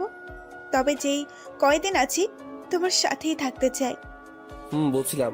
আচ্ছা দিশা, আমাকে এখন উঠতে হবে। চলো। এরপর আমি দিশাকে ওদের বাড়িতে পৌঁছে দিলাম। আমি কিন্তু তোমার উত্তরের অপেক্ষায় আছি, তবে উত্তরটা কিন্তু হ্যাঁ হতে হবে। Okay bye, see you tomorrow. Okay bye. এরপর আমি বাসায় চলে আসলাম। ফ্রেশ হয়ে দুপুরে খেয়ে শুয়ে পড়লাম, কিন্তু ঘুম আসছে না। কি করব ঠিক বুঝতে পারছি না। একদিকে ঈশিতাকে বলতে পারবো না, অন্যদিকে দিশাকেও কষ্ট দিতে পারবো না। চরম একটা পরীক্ষার সম্মুখীন হলাম। ঈশিতাকে ভুলতে পারবো না, আর দিশাকে কষ্ট দিতে পারবো না। কারণ প্রিয় মানুষটি অবহেলা করলে তা কত কষ্টের আমি বুঝি। কিন্তু আমি তো ঈশিতাকে ছাড়তে পারবো না, আবার দিশাকেও কষ্ট দিতে পারবো না। ঘুম আসছেই না, তাই উঠে গেলাম। ধীরে ধীরে ঈশিতার রুমের দিকে এগোতে লাগলাম। ও রুমের সামনে দাঁড়িয়ে আছি, কিন্তু নক করতে ভয় করছে। তবুও নক করলাম। ঈশিতা, আসবো? আয়। আর আমার নাম ধরে আর কখনো ডাকবি না। আজকে মনটা একটু ভালো আছে, তাই এরকম ব্যবহার করছি। বেশি বাড়াবাড়ি করলে কিন্তু তোর অবস্থা খারাপ করে দিব। আমি দরজায় এসে ভাবতে লাগলাম, আমাকে অবহেলা করে ওনার মনটা ভালো আছে। আসলে এই পৃথিবীর মানুষগুলো বড়ই আজব। ওই, কি হয়েছে? দাঁড়িয়ে আছিস কেন? আর কি বলবি তাড়াতাড়ি বল। না মানে একটা কথা ছিল, যদি কিছু মনে না করেন তাহলে বলতে পারি। এত ন্যাকামো না করে কি বলবি বল। আপনি কেন এইরকম করেন আমার সাথে? আমি তো আপনার স্বামী। আমার দোষটা কি? কারণে আমাকে প্রতিনিয়ত অবহেলা করে যাচ্ছেন? কেন বারবার কষ্ট দিচ্ছেন? কোন পাপের শাস্তি দিচ্ছেন আমাকে? আমি তোর এত প্রশ্নের উত্তর দিতে বাধ্য নই। আর তোকে আমি আগেই বলেছি, আমি তোকে ভালোবাসি না। তোকে দেখলে আমার ঘৃণা হয়। এই বাড়িতে শুধু আব্বু আম্মুর জন্য তোকে রেখেছি। যেইভাবে আছিস সেভাবেই থাক। আমার কাছে স্বামীর অধিকার নিয়ে আসবি না। এখন আমার রুম থেকে চলে যা, আমাকে আর ডিস্টার্ব করবে না। যত সব ছোট লোক আসছে আমার কাছে ভালোবাসা পেতে। চলে যাচ্ছি, তবে এই রুম থেকে নয়, এই বাড়ি থেকে একদিন চলে যাব। চিরতরের জন্য চলে যাব। কোনো ছোট লোক আর আপনার কাছে আসবে না স্বামীর অধিকার চাইতে। কেউ আর বলবে না ভালোবাসি আপনাকে। কথাগুলো বলে চোখের পানি মুছতে মুছতে চলে আসলাম। এরপর আন্টি রুমে গেলাম। আন্টি, আসবো? বাবা আয়। কিচ্ছু বলবি? আন্টি, তোমার অনুমতি ছাড়া আমি এই কাজ করতে পারবো না। আচ্ছা বল, কি কথা? আর অনুমতি তো অবশ্যই দিব। আসলে আন্টি, আমি আর ঈশিতার অবহেলা নিতে পারছি না। একটু মুক্তি পেতে চাই এই মায়াজাল থেকে। বাঁচতে চাই নিজের মতো করে। গড়তে চাই আমার একটা নিজস্ব পৃথিবী, যে পৃথিবীতে থাকবে না কোনো অবহেলা, থাকবে না প্রিয় মানুষটির দেওয়া কষ্ট। তাই আন্টি, আমি দেশের বাইরে যেতে চাই। তুমি প্লিজ না করো না। আমার সুখের কথা ভেবে অনুমতি দাও প্লিজ। আরে বোকা, দেশের বাইরে যাবি, সমস্যা কি তাতে? আমিও চাই না তুই আর কোনো কষ্ট পাস। তবে আমার প্রতিদিন যোগাযোগ রাখতে হবে। আমি তোর আঙ্কেলকে বলবো। তুই শুধু বল কখন যেতে চাস। এই তো আন্টি, পরশু। পারবো না এত অবহেলা নিতে। আর তোমাকে কি করে ভুলি বলো তো? আচ্ছা, এখন গিয়ে শুয়ে থাক। আন্টির সাথে কথা শেষ করে নিজের রুমে চলে আসলাম। চলে যাব এই স্বার্থপর প্রিয় মানুষটির মায়াজাল ছেড়ে। তবে আমি কি ঈশিতাকে ছাড়া থাকতে পারবো? হয়তো কষ্ট হবে, কিন্তু আমাকে যে থাকতে হবে। ঈশিতার অবহেলাগুলো আর নিতে পারছি না। হয়তো প্রতিদিন ঈশিতার কথা ভেবে কান্না করব। কি পেলাম ঈশিতাকে ভালোবেসে? অন্যদিকে দিশাও নাকি আমাকেই ভালোবাসে। কিন্তু আমি তো দিশার ভালোবাসা চাইনি। আমি চেয়েছি ঈশিতার ভালোবাসা, যা সেই ছোট থেকে চেয়ে এসেছি। এরপর সকালবেলা ঘুম থেকে উঠে নাস্তা করে কলেজে যাওয়ার জন্য বেরিয়ে পড়লাম। আজকে কলেজে যাওয়ার কোনো ইচ্ছা ছিল না, তবুও দিশার জন্য যেতে হবে।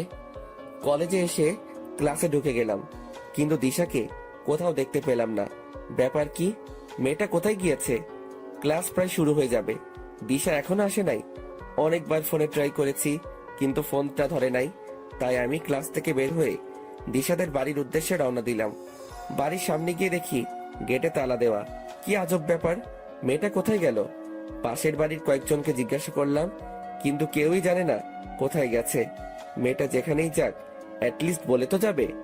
আমার মনে হয় দিশার ভালোবাসা মুখে ছিল, অন্তরে না। কথা ভেবে মুচকি হাসলাম। আসলে সব মেয়েরাই এক।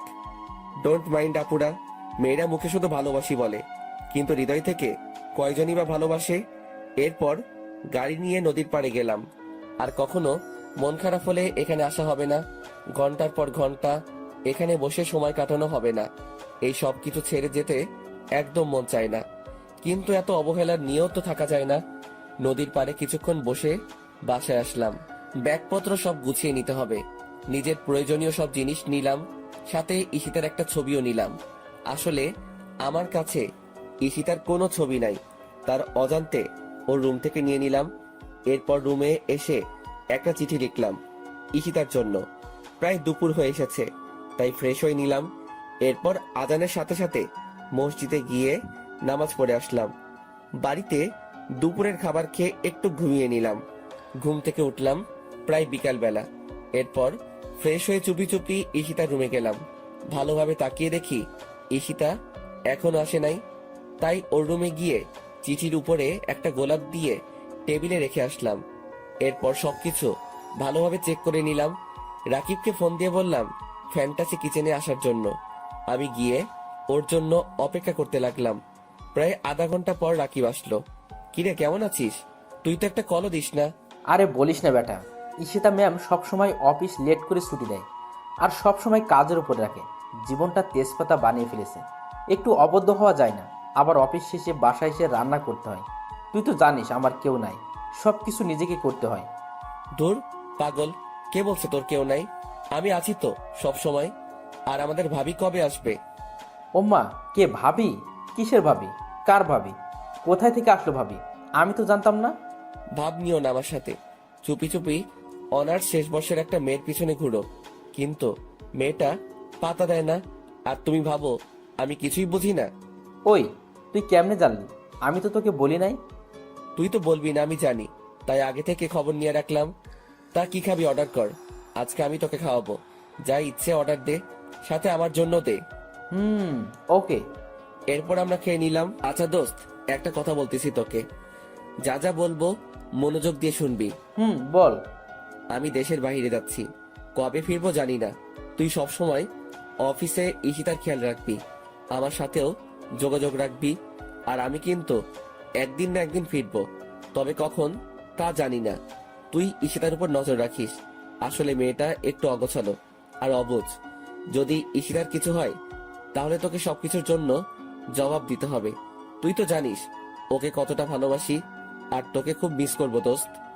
সত্যি কি চলে যাবি? আর না গেলে হয় না দোস্ত। এই পৃথিবীতে আমার মা বাবা আর আপন বলতে কেউ নেই। কিছুদিন আগে থেকে তোর সাথে পরিচয় হয়, তুই এতটা আপন হয়ে উঠবি ভাবতেই পারি নাই।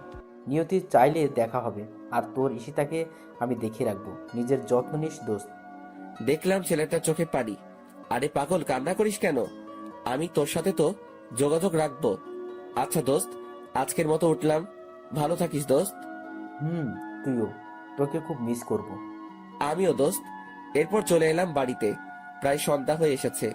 সেই পুরনো স্মৃতিগুলো ভেসে উঠে আসছে চোখের মাঝে। কত অবহেলা নিয়ে কাটিয়েছি দিনগুলো। হয়তো আমি চলে গেলে ওর কিছু আসে যায় না। ঈশিতা তো আমাকে ভালোই বাসে না, তাহলে আমার অনুপস্থিতিতে ওর কিছু আসবে যাবে না। রাত প্রায় 12টা বাজে। আমি ঘুমিয়ে আছি। হঠাৎ মোবাইলের আওয়াজে ঘুমটা ভেঙে গেল। মোবাইলের স্ক্রিনে তাকিয়ে দেখি দিশার নাম্বার। তাড়াতাড়ি করে রিসিভ করলাম। হ্যালো দিশা, কোথায় ছিলে তুমি সারাদিন? তুমি জানো আজকে কতবার তোমার মোবাইলে ট্রাই করছি, কিন্তু তুমি ফোনটা রিসিভ করো নাই কেন? কি হয়েছে, চুপ কেন? ওই পাশ থেকে ফুপিয়ে ফুপিয়ে কান্নার শব্দ আসছে। কি হয়েছে দিশা, চুপ করে আছো কেন? তোমার জন্য তোমাদের বাড়িতে গেছি, কিন্তু দরজায় তালা দেওয়া। কোথায় ছিলে? তোমাকে উত্তরটাও দেওয়া হয় নাই। হঠাৎ মোবাইলটা কেটে গেল। বুঝলাম না মেয়েটা হঠাৎ করে কোথায় উধাও হয়ে গেল। আবার ফোন দিয়ে কান্না করছে, কিন্তু কোনো কথা বলছে না। মেয়েটা এমন কেন করলো? এরপর আবার ঘুমিয়ে গেলাম। কালকে সকাল 8টা 30 ফ্লাইট, তাড়াতাড়ি উঠতে হবে। খুব সকালবেলায় ঘুমটা ভাঙলো। আমি তাড়াতাড়ি উঠে ফ্রেশ হয়ে নামাজ পড়তে চলে গেলাম। নামাজ পড়ে বাড়িতে ফিরে আসলাম। আন্টি রুমের পাশ দিয়ে উপরে যাওয়ার সময় আন্টি আমাকে ডাক দিলেন। আমি গিয়ে আন্টির পাশেই বসলাম। আন্টি এখনো নামাজের বিছানায় বসে আছে। আমি ওনার কাছে গিয়ে বসাতে আন্টি আলতো করে আমার কপালে একটা চুমু দিলেন। আন্টি কিছু বলবে নাকি? বাবা, চলে তো যাচ্ছিস আমাদের ছেড়ে। শেষবারের মতো না হয় খাইয়ে দেই নিজের হাতে তোকে। আর কখনো সময় হবে কিনা জানি না। কি খাবি না? খাবো তো, তুমি নিয়ে আসো, আমি এইখানে আছি, মুচকি এসে বললাম। এরপর আন্টি আমাকে নিজ হাতে খাইয়ে দিলেন। আমি চুপচাপ সবগুলো খেয়ে নিলাম। আর কখনো খাওয়া হবে কিনা জানি না, খেয়ে চলে আসলাম। এরপর সবকিছু ভালোভাবে প্যাক করে নিলাম। প্রায় 7:30 বেজে গেছে। আমি ধীরে ধীরে ঈশিতার রুমের দিকে গেলাম। অবাক হওয়ার বিষয়, ওর রুমের দরজাটা খোলা। আমি হালকা উকি দিলাম, ঘরে তো কেউই নাই। চিঠিটা এখনো টেবিলের উপর পড়ে আছে। শেষবারের মতো ঈশিতাকে দেখা হলো না। এরপর আমি ঈশিতার সাথে দেখা না দিয়ে গাড়ি নিয়ে এয়ারপোর্টের উদ্দেশ্যে বেরিয়ে পড়লাম। আমার সাথে আন্টি আঙ্কেল যাচ্ছেন আমাকে এগিয়ে দিতে। খেয়াল করলাম আন্টি পুরো রাস্তা মন খারাপ করে রয়েছেন। গাড়ি এসে থামলো এয়ারপোর্টের সামনে। এরপর আমি আঙ্কেলের থেকে সবকিছু বুঝে নিলাম। আমি আসার সময় আন্টি অনেক কান্না করতে লাগলো। আন্টি, তুমি যদি এইরকম কান্না করো তাহলে আমি কিভাবে যাব? এরপর আন্টি চোখের পানি মুছে নিলেন। আমি গিয়ে আন্টিকে বললাম, সময় মতো ওষুধ খাবে, নিজের প্রতি যত্ন নিবে, আঙ্কেলকে দেখে রাখবে। আর আমি তোমার সাথে প্রতিদিন কথা বলবো, তবে ঈশিতা যেন না জানতে পারে। আমার কথা শুনে আন্টি শুধু মাথা নাড়ালো। এরপর আমি ওদের কাছ থেকে বিদায় নিয়ে এয়ারপোর্টে ঢুকে পড়লাম। আবার কখন দেখা হবে জানা নেই। নিজের অজান্তেই চোখ ভিজে এলো। প্রিয় মানুষগুলো, প্রিয় দেশটি ছেড়ে চলে যেতে হবে বিদেশে। এরপর ঠিক সময় প্লেন টেক অফ করলো। তখন মন চাইছে প্লেনের জানালা ভেঙে নেমে যাই, কিন্তু তখন তো আর কোনো পথ খোলা ছিল না। এরপর তো তুমি সবই জানো অর্পা, আমার ইংল্যান্ডে আসা, তোমার সাথে পরিচয় হওয়া, পরিচয় থেকে বন্ধুত্ব। তুমি আমাকে কতটা ভালোবাসো ঠিক অনুভব করতে পারছি না। হয়তো আমি ঈশিতাকে যতটুকু ভালোবাসি তার থেকে বেশি ভালোবাসি, আবার এর থেকে কমও হতে পারে। তুই জানো অর্পা, আমার প্রতিটা মুহূর্তে ঈশিতার কথা মনে পড়তো। খেয়াল করে দেখলাম মেয়েটা কান্না করছে আমার কথাগুলো শুনে। ওকে সান্ত্বনা দেওয়ার ভাষা আমার নেই। হঠাৎ অর্পা চোখ মুছে আমাকে হাসি মুখে বলল, কি হয়েছে? কেকটা কাটবে না নাকি খালি পেটে থাকতে হবে? নাও, তাড়াতাড়ি করো। এরপর আমি কেকটা কাটলাম আর বলতে লাগলাম, happy birthday to you, happy birthday dear Ishita. এরপর কেকটা একটু অর্পাকে খাইয়ে দিলাম।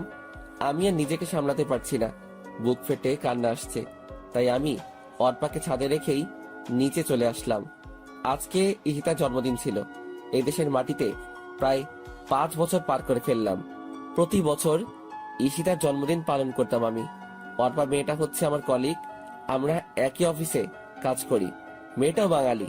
অর্পা এই দেশে আসে ওর আব্বু আম্মুর কারণে। ওদের মধ্যে নাকি মিল নেই, সারাদিন নাকি ঝগড়া করে। তাই অর্পা রাগ করেই ওদের ছেড়ে এইখানে চলে আসে। বাঙালি হওয়ায় মেয়েটার সাথে বন্ধুত্ব করে নিলাম। এরপর থেকে নাকি মেয়েটা আমাকে ভালোবেসে ফেলে। আমি জানি প্রিয় মানুষটিকে না পেলে কত কষ্টে থাকতে হয়। যদি আমার কোনো পিছুটান না থাকতো তাহলে আমি অর্পাকে আপন করে নিতাম। প্রতি বছর ঈশিতার জন্মদিন পালন করার সময় অর্পা আমার কাছ থেকে আমার আর ঈশিতার গল্পটা শুনতে চাইতো। তাই আমি আমার জীবনের সব ঘটনা বললাম ওকে। আমার কথা শুনে অর্পা একদম কান্না করে দিল। এরপর আমিও রুমে এসে অনেক কান্না করলাম। ঈশিতার সাথে দেখা হবে কিনা জানি না। এরপর দরজা ওপাশ থেকে অর্পা আমাকে ডাকতে লাগলো। এই জনি, দরজা খুলো। কি হয়েছে তোমার? ছাদ থেকে এভাবে চলে আসলে কেন? তাড়াতাড়ি দরজা খুলো বলছি। তোমার জন্য নিজ হাতে রান্না করে এনেছি, তুমি খাবে না? দরজা খুলো বলছি। আমি খাবো না অর্পা, আমার খিদা নেই, তুমি এখন যাও। ওই, তোকে বলছি না দরজা খুলতে? তাড়াতাড়ি দরজা খুলে দে, না হয় তোর মাথা পাঠাবো। আমি ভয়ে তাড়াতাড়ি দরজাটা খুলে দিলাম। কি মেয়ে রে বাবা, আমাকে সামান্য জিনিসের জন্য ঝাড়ি দেয়। ওই, তোমার সমস্যা কি? খাবে না কেন? তোমার জন্য এত কষ্ট করে রান্না করলাম, এখন তুমি কি চাও আমি এইগুলো ফেলে দেই? না, তার আর দরকার হবে না, তুমি খাবার দাও, আমি খেয়ে নিচ্ছি। জনি, একটা কথা বলি, রাখবা প্লিজ? আরে বলো, সমস্যা নাই, আমি তোমার কথা রাখবো। আর বেস্ট ফ্রেন্ডের কথা কি ফেলা যায়? আমি তোমাকে খাইয়ে দেই প্লিজ, শুধু আজকের জন্য, আর কখনো তো সুযোগ হবে না, শুধু একটা বার প্লিজ। কি দিবে না? দাও, সমস্যা নাই। এরপর আমাকে অর্পা আমাকে খাইয়ে দিল। মেয়েটা আমাকে এতটা ভালোবাসে আমি ভাবতেই অবাক হচ্ছি। শুধুমাত্র আন্টি ছাড়া আর কেউ আমাকে এইরকম ভালোবাসেনি। আর আজকে অর্পা। খাওয়া শেষ করে উঠে আমি সোফায় বসে রইলাম। এরপর অর্পা এসে আমার পাশে বসলো। জনি, একটা জিনিস চাইবো, দিবা? বলো কি চাও? আমাকে একবার জড়িয়ে ধরবে প্লিজ? প্রেমিকা হিসেবে না, ফ্রেন্ড হিসেবে, প্লিজ। তোমাকে তো আর আমি পাবো না, কিন্তু একটু জড়িয়ে ধরতে পারি। পারো। বলার সাথে সাথেই মেয়েটা এসে আমাকে জড়িয়ে ধরলো আর কান্না করে দিল। আমি কিছু বলছি না। কি বলবো আমি? আমার কাছে কি উত্তর আছে? আমি শুধু অর্পার মাথায় হাত রাখলাম। মেয়েটা আমাকে কত ভালোবাসে, কিন্তু আমি তো ওকে ভালোবাসতে পারবো না, কারণ আমি শুধু ঈশিতাকেই ভালোবাসি, আর কাউকে ঈশিতার স্থানটা দিতে পারবো না। এরপর অর্পা আমাকে ছেড়ে দিয়ে কান্না করতে করতে চলে গেল। আমি আর কোনো কিছু না ভেবে ঘুমিয়ে পড়লাম। চিন্তা করলাম পরশু দেশে ফিরে যাব।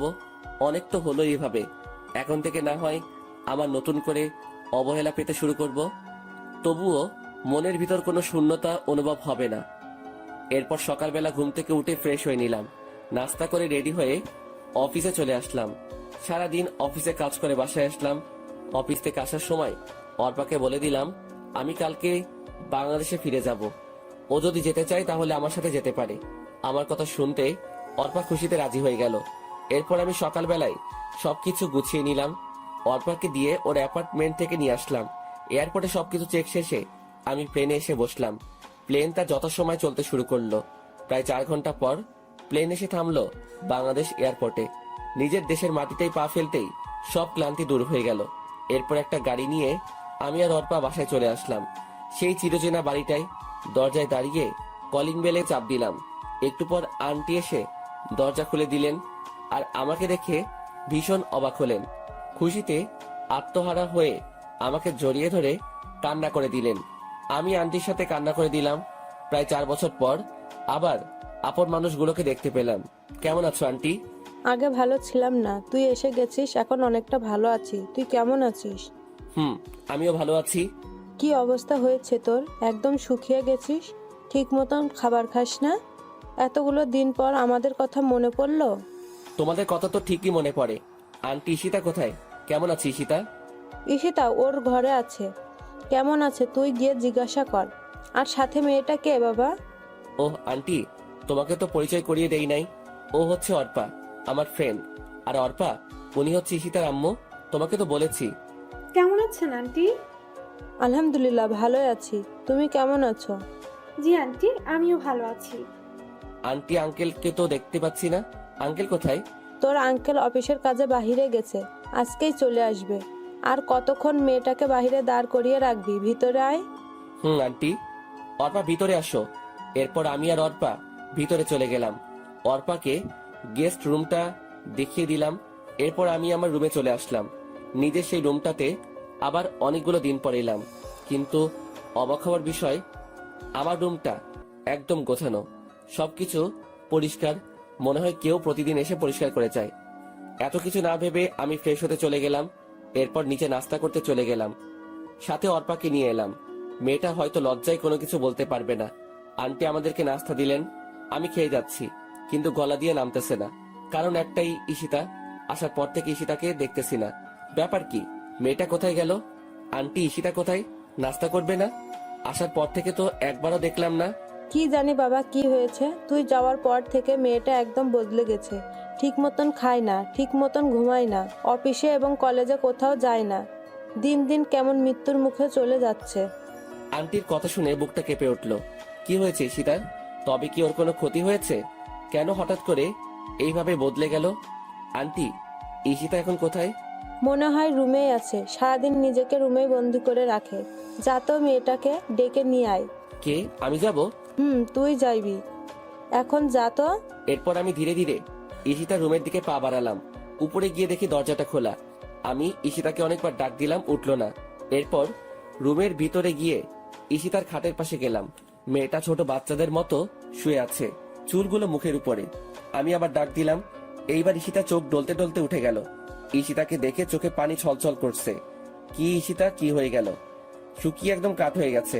চোখের নিচে কালো দাগ পড়ে গেছে, আগের থেকে অনেক কালো হয়ে গেছে। আমাকে এইভাবে দেখতে পাবে ঈশিতা কল্পনাও করে নাই। ঈশিতার চোখ অশ্রুতে ভরে গেছে। আজকে অবহেলার প্রতিদানে এই সকল কিছু হচ্ছে। ঈশিতা খাট থেকে নেমে আমার একদম কাছে চলে আসলো।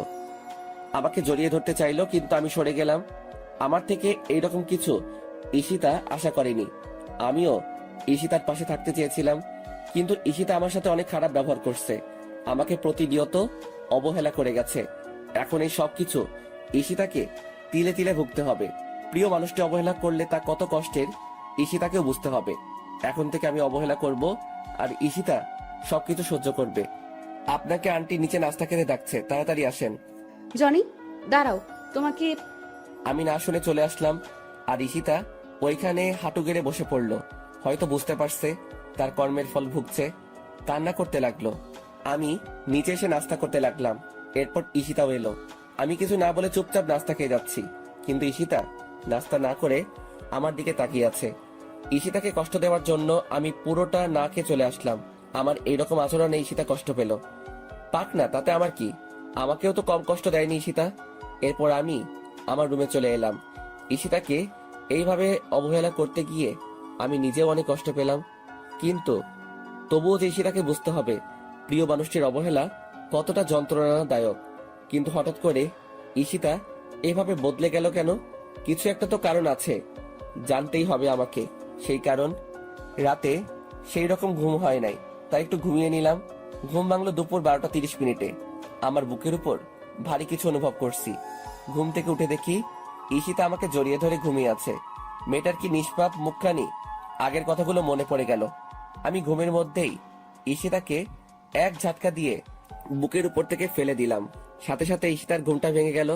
আপনি এখানে কি করেন? কেন আসলেন এই রুমে? আবার আমার বুকে মাথা রেখে আমাকে জড়িয়ে ধরে ঘুমিয়েছিলেন। আমার স্বামীকে আমি জড়িয়ে ধরে ঘুমাতে পারি, আমার অধিকার আছে। কিসের স্বামী? হ্যাঁ, কেউ একজন বলেছিল স্বামী ইজ মাই ফুড, আর অধিকারের কথা বলছেন। একদিন আমিও আপনার কাছে স্বামীর অধিকার চাইতাম, কিন্তু আপনি আমাকে শুধু অবহেলা করে আসছেন। কত কষ্ট দিয়েছেন, মনে আছে আপনার? আমার কথাগুলো শুনে ঈশিতা ফুপিয়ে ফুপিয়ে কান্না করতে লাগলো। প্লিজ জনি, এরকম করো না। আমি তোমাকে ভীষণ ভালোবাসি, নিজের থেকেও বেশি। ভালোবাসা? আমি এখন আর আপনাকে ভালোবাসি না। আমার মতো ছোট লোক কাউকে ভালোবাসতে পারে না। অর্পা মেয়েটাকে চিনেন? আমি ওকেই ভালোবাসি। ও আপনার মতো নিষ্ঠুর না, অনেক ভালো মেয়ে অর্পা। আর আপনার না বয়ফ্রেন্ড আছে, তাহলে আমার কাছে কেন ভালোবাসা চাইতে আসলেন? আপনার বয়ফ্রেন্ডের কাছে যান। আগে তো আপনি বলতেন আমি যেন এই বাড়ি ছেড়ে চলে যাই। এখন আর আপনাকে বলা লাগবে না, আমি নিজে থেকেই চলে যাব। যদি কখনো ডিস্টার্ব করেন। আমি আর তোমাকে ডিস্টার্ব করব না, তবু তুমি আমাকে ছেড়ে যেও না। আমার কথাগুলো শুনে ঈশিতা ফুপিয়ে ফুপিয়ে কান্না করে যাচ্ছে। কান্না করার কারণে ঈশিতার নিঃশ্বাস নিতে কষ্ট হচ্ছে। আর কোনো কথা না বলে ঈশিতা কান্না করতে করতে চলে গেল। ঈশিতা এখন বুঝবে ভালোবাসার মানুষটি অবহেলা করলে কতটা কষ্ট লাগে। এরপর আমি ফ্রেশ হয়ে নিলাম। জোহর নামাজের আজান দিয়েছে, তাই নামাজ পড়তে মসজিদে চলে গেলাম। নামাজ পড়ে বাড়িতে আসার সময়ই রাকিবের সাথে দেখা হলো। আরে দোস্ত, তুই কখন আসলি? দেশে ফিরে আসলি, কিন্তু একবারও জানালিও না। আমি তো আজকে সকালেই এলাম। আসলে বাংলাদেশে আসার পর সিম নেওয়া হয় নাই, তাই যোগাযোগ করতে পারি। তো কেমন আছিস তুই? আলহামদুলিল্লাহ ভালোই আছি। জানিস দোস্ত, আমার বিয়ে হয়ে গেছে। আমি এখন আর ব্যাচেলার নেই। আরে বাহ, ভালোই তো। আচ্ছা দোস্ত, এখন বাড়ি যেতে হবে। একদিন তোদের বাড়িতে যাব। আচ্ছা ঠিক আছে, ভালো থাকিস। তুইও। এরপর বাড়ি চলে এলাম। দুপুরের খাবার খেয়ে বসে বসে টিভি দেখতেছি। এরই মাঝে অর্পা এসে হাজির হলো। কিছু বলবে অর্পা? আসলে আমরা না একা একা ভালো লাগছে না, চলো না আমরা একটু ঘুরে আসি। ঘরে বসে থাকতে থাকতে ভালো লাগে না। আর ঈশিতার সাথেও কথা বলতে ভয় করে, ও যদি আমাকে কিছু বলে। ধুর পাগলি, ঈশিতা ওই রকম মেয়ে না, তোমাকে কিছু বলবে না। উল্টো তোমার সাথে ফ্রেন্ডলি আচরণ করবে। আর আজকে বিকালবেলা রেডি থেকো, আমরা ঘুরতে বের হব। ওয়াও, সত্যি? সত্যি। ঠিক আছে, তাহলে আমি ঈশিতাকে রেডি হয়ে নিতে বলছি। আমরা সবাই একসাথে যাব, তাহলে অনেক মজা হবে। না, তাকে বলার দরকার নাই, শুধু আমি আর তুমি যাব। সময় হলে আমি নিজেই ঈশিতাকে নিয়ে যাব। কিন্তু ঈশিতা? তোমাকে না বলছি, আর কেউ যাবে না। ওকে, অ্যাজ ইউ উইশ। এরপর আরো কিছুক্ষণ টিভি দেখে রেডি হয়ে নিলাম। অর্পা আর আমি গাড়ি নিয়ে ঘুরতে বেরিয়ে গেলাম। আমরা অনেক জায়গায় ঘুরলাম, অনেক কিছু খেলাম, কিন্তু আমার যে কিছুই ভালো লাগছে না।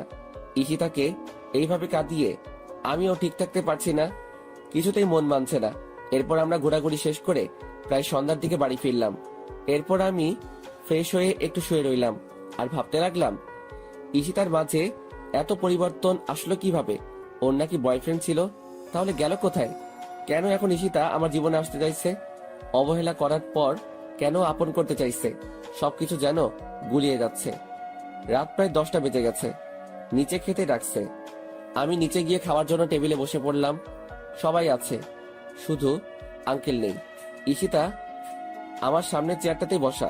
ঈশিতা না খেয়ে শুধু আমার দিকে তাকিয়ে আছে। মেয়েটা এমন কেন না খেয়ে আমার দিকে তাকিয়ে আছে? আমার দেখার জন্য তো সারা জীবন পাবেই। আমি কিছু না বলে চুপচাপ খেয়ে নিলাম। এরপর ছাদে চলে এলাম, একটা সিগারেট ধরালাম। ধীরে ধীরে পুরো সিগারেটটা শেষ করে দিলাম। এইভাবে 1 প্যাকেট সিগারেট খেয়ে ফেললাম। আপন মানুষগুলো যখন পর হয় তখন এই জিনিসটাই সবচাইতে আপন হয়ে যায়। এরপর ঘরে এসে শুয়ে পড়লাম। ভোরবেলা ঘুম থেকে উঠে ফ্রেশ হয়ে নামাজ পড়তে চলে গেলাম। নামাজ শেষে বাড়িতে চলে এলাম। অনেকদিন সূর্যোদয়টা দেখা হয় না, তাই ছাদে এলাম। পূব আকাশে হালকা আলো চিকচিক করছে, বয়ে যাচ্ছে মৃদু বাতাস, আর রয়েছে চারিদিকে পাখিদের কিচিরমিচির আওয়াজ। সব মিলিয়ে একটা মনোমুগ্ধকর পরিবেশ। ভালোই উপভোগ করছি। হঠাৎ পিছনে কারো উপস্থিতি টের পেলাম। পিছনে তাকিয়ে দেখি আর কেউ নয়, ঈশিতা আমার পিছনে দাঁড়িয়েছিল। আমি ওর থেকে মুখ ফিরিয়ে নিলাম। আগের ন্যায় সামনের দিকে তাকিয়ে রইলাম। ঈশিতা কিছু বলবে মনে হচ্ছে, কিন্তু কিছু না বলে আবার কিভাবে চলে গেল। আমিও আর কিছু না বলে নিচে চলে এলাম। এরপর আন্টি ডাক দিলেন নাস্তা করার জন্য। আমি নিচে চলে গেলাম। আঙ্কেল দেখি উপস্থিত আছেন, হয়তো রাতে বাড়ি ফিরলেন। আমি আঙ্কেলের পাশে গিয়ে দাঁড়ালাম।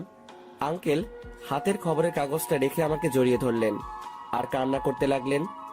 আমার এই ভুবনে আব্বু আম্মু নেই, কিন্তু আঙ্কেল আন্টি এখন আমার আব্বু আম্মু। আমিও আঙ্কেলকে জড়িয়ে ধরে কান্না করতে লাগলাম।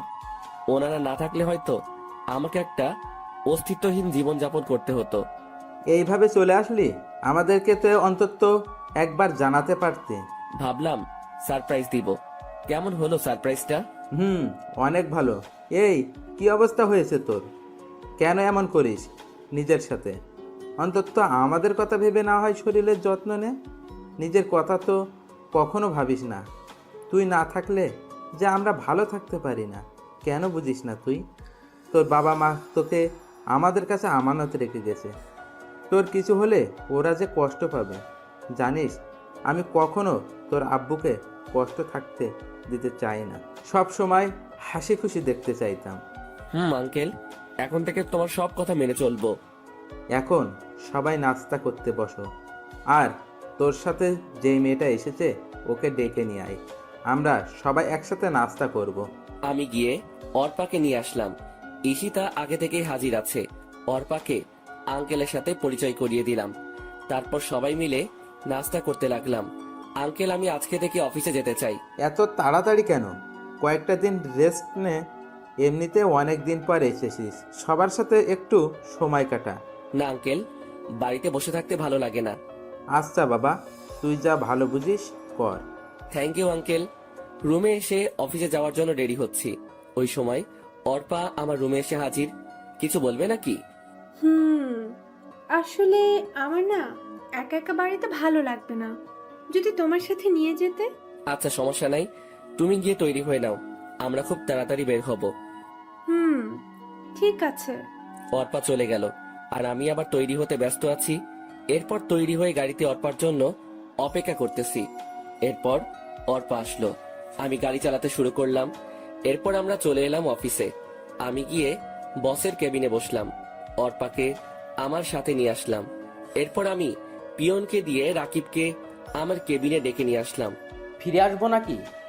দোস্ত আয়, আর তোর অনুমতি লাগবো না, যখন ইচ্ছা তখন আসতে পারবি। তা বুঝলাম, কিন্তু বাকিরা কি ভাববে বল? বসকে তুই করে ডাকলে কেমন দেখায় না? আরে কে কি বললো আমার কিছু যায় আসে না। যেই জায়গায় আমার কোনো সমস্যা নাই, তাহলে তোর কি সমস্যা? আর আমি তোকে বস হিসেবে বলছি, তুই এখন থেকে আমাকে তুই করে বলবি। আচ্ছা ঠিক আছে, তা কিছু বলবি নাকি? বলবো তো, তাই তো ডাকলাম তোকে। কি কথা ছিল মনে আছে তো? কি কথা ছিল? ওই যে তোর বাড়িতে যাব, আর বউটাকে দেখবো দেখবো কোন সেই হতবাকি যে তোর মতো পাগলের খপ্পরে পড়েছে। রাকিব মুচকি এসে বলল, সমস্যা কি? তুই বললে এখনই চল, আর দেখে নিস কে আমার খপ্পরে পড়েছে। আরে এখন না, দুপুরে লাঞ্চ টাইমে যাব। এখন তো অফিসে অনেক কাজ আছে। আর পরিচয় হয়ে নে, ও হচ্ছে অর্পা, আমার সাথে বিদেশে আমার কলিগ ছিল। আর অর্পা, ও হচ্ছে আমার ফ্রেন্ড রাকিব। তোমাকে তো ওর কথা বলছি। হাউ ফানি দোস্ত, যার দেশে এত বড় একটা অফিস আছে সে কিনা অন্য একটা অফিসে কাজ করছে। হ্যালো, কেমন আছেন? হাই, আলহামদুলিল্লাহ ভালো আছি ভাইয়া। আপনি কেমন আছেন ভাইয়া? আলহামদুলিল্লাহ ভালো। ওই সাইলেন্সারটার সাথে কিভাবে ফ্রেন্ডশিপ করলেন? সারাদিন তো মন মরা হয়ে বসে থাকতো। আমার মনে হয় বিদেশেও ওই রকম করেছে। ঠিক বলছেন। শুধু কাজের সময় কাজ করতো আর সারাদিন বসে বসে সময় কাটিয়ে দিত। আমি ওদের কথাগুলো শুনছি আর মিট মিট করে হাসছি। পাগলগুলা বলে কি, সব সময় হাসি খুশি থাকার চেষ্টা করেও থাকতে পারতাম না। কেন জানি কিসের একটা শূন্যতা অনুভব হতো। এরপর রাকিব চলে যায়, আমি বসে বসে কাজ করতে লাগলাম। আর অর্পা বসে বসে ফ্রি ফায়ার খেলতে লাগলো। বুঝি না মেয়েটা এই গেমটা কেমনে খেলা শিখলো। আমার থেকেও ভালো খেলতে পারে, তাই তো সবসময় আমার স্কোয়াডে রাখি। কাজ করতে করতে দুপুরের খাবার সময় হয়ে গেল, কিন্তু আমি এখনো কাজ করতে লাগলাম। অনেক কাজ পড়ে আছে।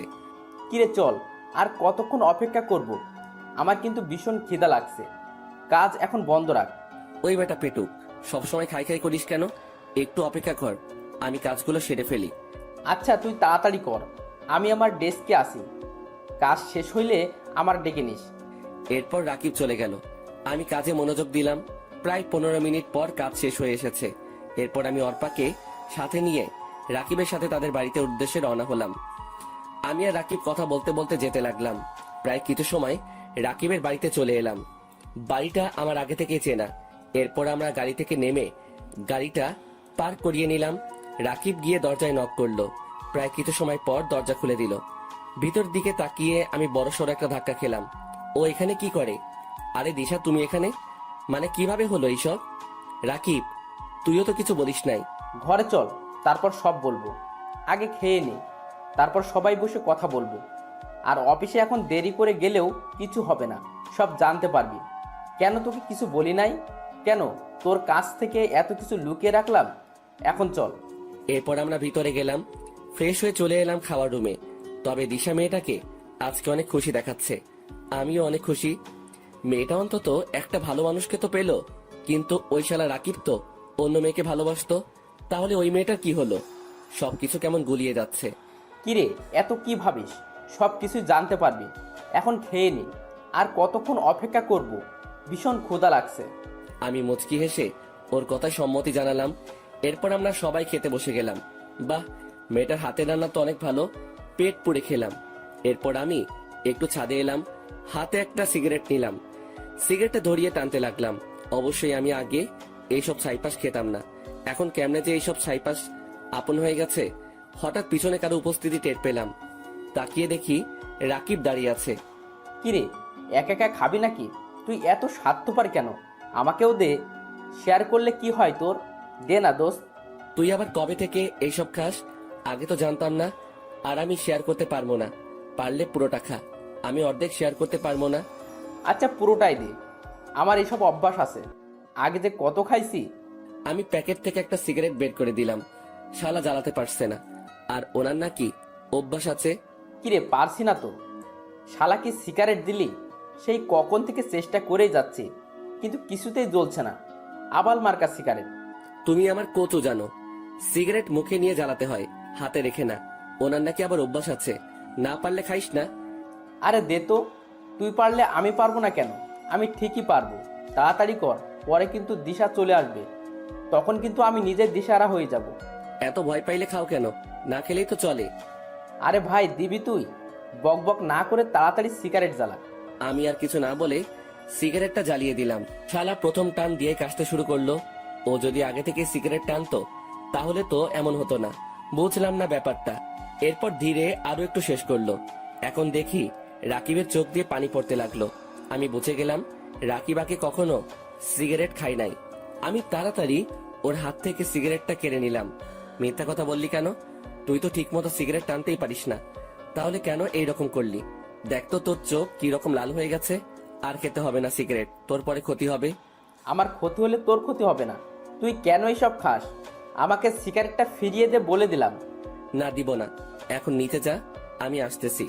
এই কথা বলে আমি আবার সিগারেটটা টানতে শুরু করলাম। রাকিব এসে আমাকে জড়িয়ে ধরে কান্না করে দিল। বুঝলাম না ছেলেটার কাহিনী। প্রথমত সিগারেট খেতে না পেরেও মিথ্যা বলে আমার থেকে সিগারেট নিল, এখন আবার কান্না করতে লাগলো। কিরে, কান্না করিস কেন? কান্না থামা বেটা। কি হয়েছে বল আমাকে। দিশার সাথে ঝগড়া করলো নাকি? চল আমার সাথে, আজকে দিশার খবর আছে। এত বড় সাহস, আমার বন্ধুর সাথে ঝগড়া করে? চল তুই আমার সাথে। দিশা নয়, আমার এই কান্নার কারণ তুই। মানে আমি কি করলাম? কোনো ভুল করলাম নাকি? বল তাহলে, আমি ভুলটা শুধরানোর চেষ্টা করব। তবু তুই কান্না করিস না দোস্ত।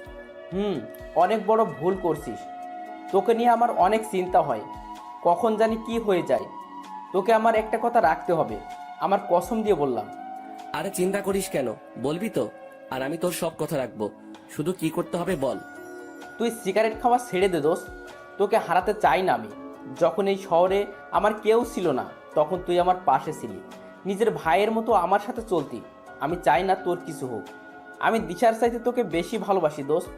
দিশা গেলে ওর মতো আরও অনেক মেয়ে পাবো, কিন্তু তোর মতো বন্ধু পাবো না। আর আমি দিশাকে ভালোবাসি না যে তাও না, আমি দিশাকে অনেক ভালোবাসি, কিন্তু তোর থেকে কম। আর আমি কখনো সিগারেট খাই নাই। সিগারেট ধোয়া আমার নাকে লাগলেই চোখ লাল হয়ে যায়, এরপর চুলকাতে শুরু করে। ভীষণ ভয় পাই সিগারেটের গন্ধটাকে। প্লিজ দোস্ত, এসব খাওয়া ছেড়ে দে। আমি চাই না তোর কিছু হোক, তোকে হারাতে চাই না। আরে পাগল, তুই এত ইমোশনাল কেন? এখন থেকে তোকে কথা দিলাম, আর কখনো এইসব খাবো না। এখন কান্না থামা বেটা, মেয়েদের মতো কান্না করতে হবে। আর আমি কোথাও যাব না তোকে ছেড়ে, তবে বাসর ঘর হলে ভিন্ন কথা। আমার কথা শুনে রাকিব আওয়াজ করে হেসে দিল। আমি রাকিবকে হাসানোর জন্যই এই কথা বলেছি। এরপর সিগারেটটা ফেলে দিয়ে রাকিবকে নিয়ে নিচে চলে আসলাম। এরপর দুইজন পাশাপাশি ভালোভাবে ফ্রেশ হয়ে নিলাম, যাতে সিগারেট গন্ধ আমাদের শরীরে না থাকে। এরপর সবাই মিলে ড্রয়িং রুমে বসে পড়লাম। অর্পাও ছিল আমাদের সাথে। রাকিব বলতে শুরু করলো, তুই বিদেশ যাওয়ার 2 দিন আগে আমি অফিসে বসে দিশার ফটোগুলো দেখতেছি। ওই সময় ঈশিতা ম্যাম আমাকে তার কেবিনে যেতে বলল। আমিও চলে গেলাম ম্যামের কেবিনে। যখন ভিতরে গেলাম তখন ঈশিতা ম্যাম আমাকে বলল, রাকিব সাহেব, আপনি অফিস টাইমে কার ফটো দেখতেছেন? মেয়েটাকে? আপনি কিভাবে দেখলেন ম্যাম? আমি সিসি ক্যামেরায় দেখেছি। ভয় নেই, বলেন মেয়েটা আপনার কি হয়? আমি কিছু মাইন্ড করব না। আর আপনি না দাঁড়িয়ে থেকে বসেন, আর এই নেন টিস্যু। এই এসির মধ্যেও ঘামাচ্ছেন কেন? বললাম তো ভয় পেতে হবে না, ফ্রেন্ড হিসেবে বলুন। আসলে আমি ওই মেয়েটাকে ভীষণ ভালোবাসি, কিন্তু কখনো বলে উঠতে পারিনি। আর কখন বলতে পারবো কিনা জানি না। তখন ঈশিতা ম্যাম আমার হাত থেকে মোবাইলটা নিয়ে দিশার ফটোগুলো দেখতে লাগলো।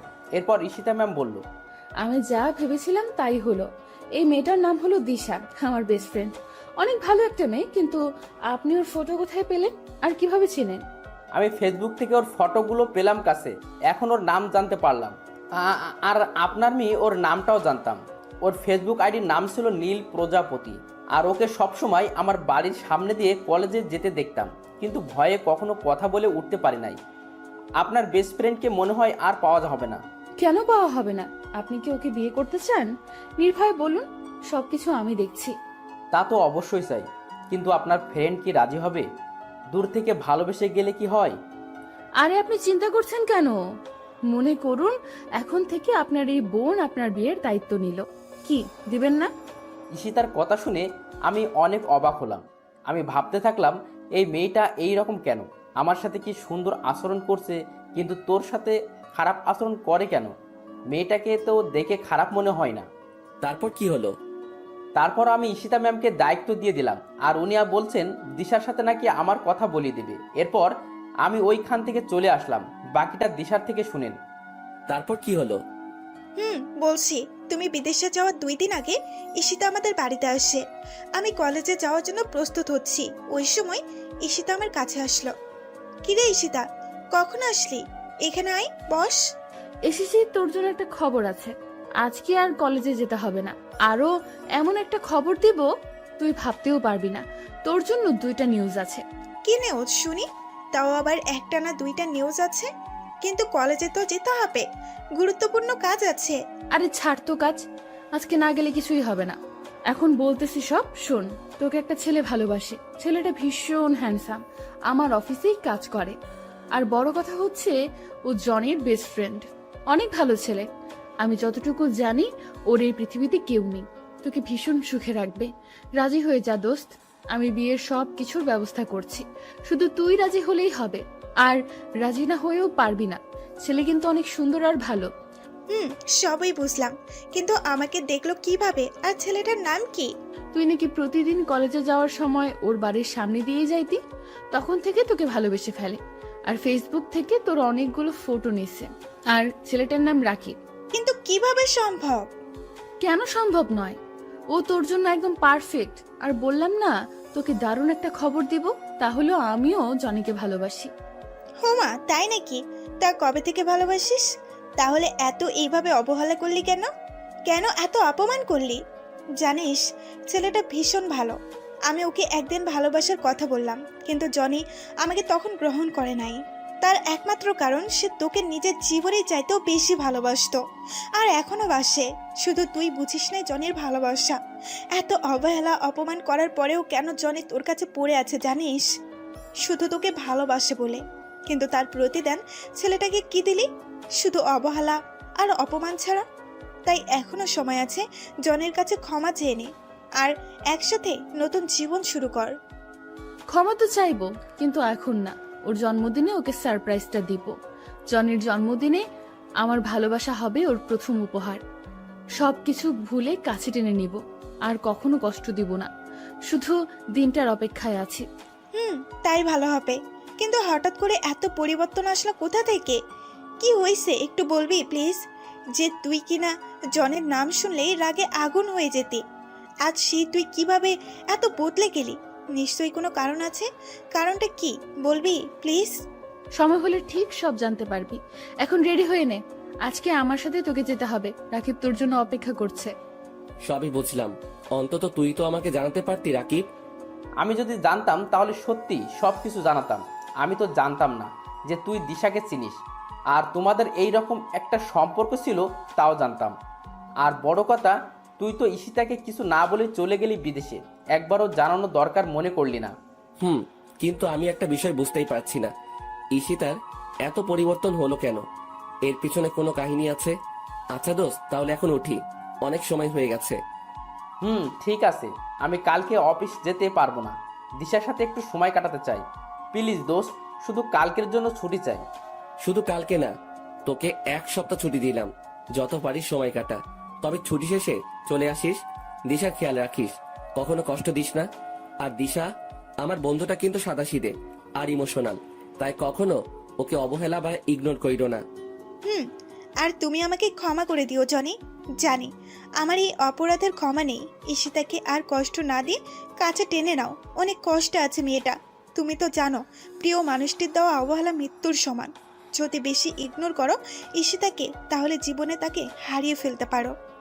আরে ক্ষমার কি আছে? আমি তো চাইতাম তোমার জীবনে এমন কেউ আসুক যে সবসময় তোমাকে ভালোবাসবে, সুখে রাখবে। আর দেখো, পেয়ে গেলে বিশ্বস্ত মানুষটাকে। আর রাকিবও পেয়ে গেল তার ভালোবাসার মানুষটিকে। আর আমাদের বাড়ি আবার আসবে, কিন্তু পরের বার যেন ঈশিতাকে সাথেই দেখি। মুচকি এসে বললাম, দেখবে। তাহলে এখন আসি।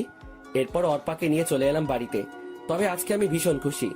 ঈশিতা আমাকে আরো 4 বছর আগে থেকে ভালোবাসতো, কিন্তু এত তাড়াতাড়ি ঈশিতাকে কাছে টেনে নিলে হবে না। ওকে ভালোভাবে বুঝতে হবে আপনজনের অবহেলা সহ্য করা কতটা যন্ত্রণাদায়ক। এরপর আমি ফোন করে বলে দিলাম অফিস যেন আজকে 4টায় ছুটি দিয়ে দেয়। ভালো লাগছে না, তাই রুমে বসে আছি। হঠাৎ কোথায় থেকে ঈশিতা আমার রুমে এসে হাজির। আপনি এখানে কেন? চলে যান আমার রুম থেকে। আপনাকে দেখলে আমার শরীরটা জ্বালা করে, অসহ্য লাগে আপনাকে। কি চান এখানে? এইভাবে কথা বলছো কেন? আমি তো তোমার বউ, মাফ করে দাও না প্লিজ আমাকে। কখনো তোমাকে কষ্ট দেব না, প্লিজ।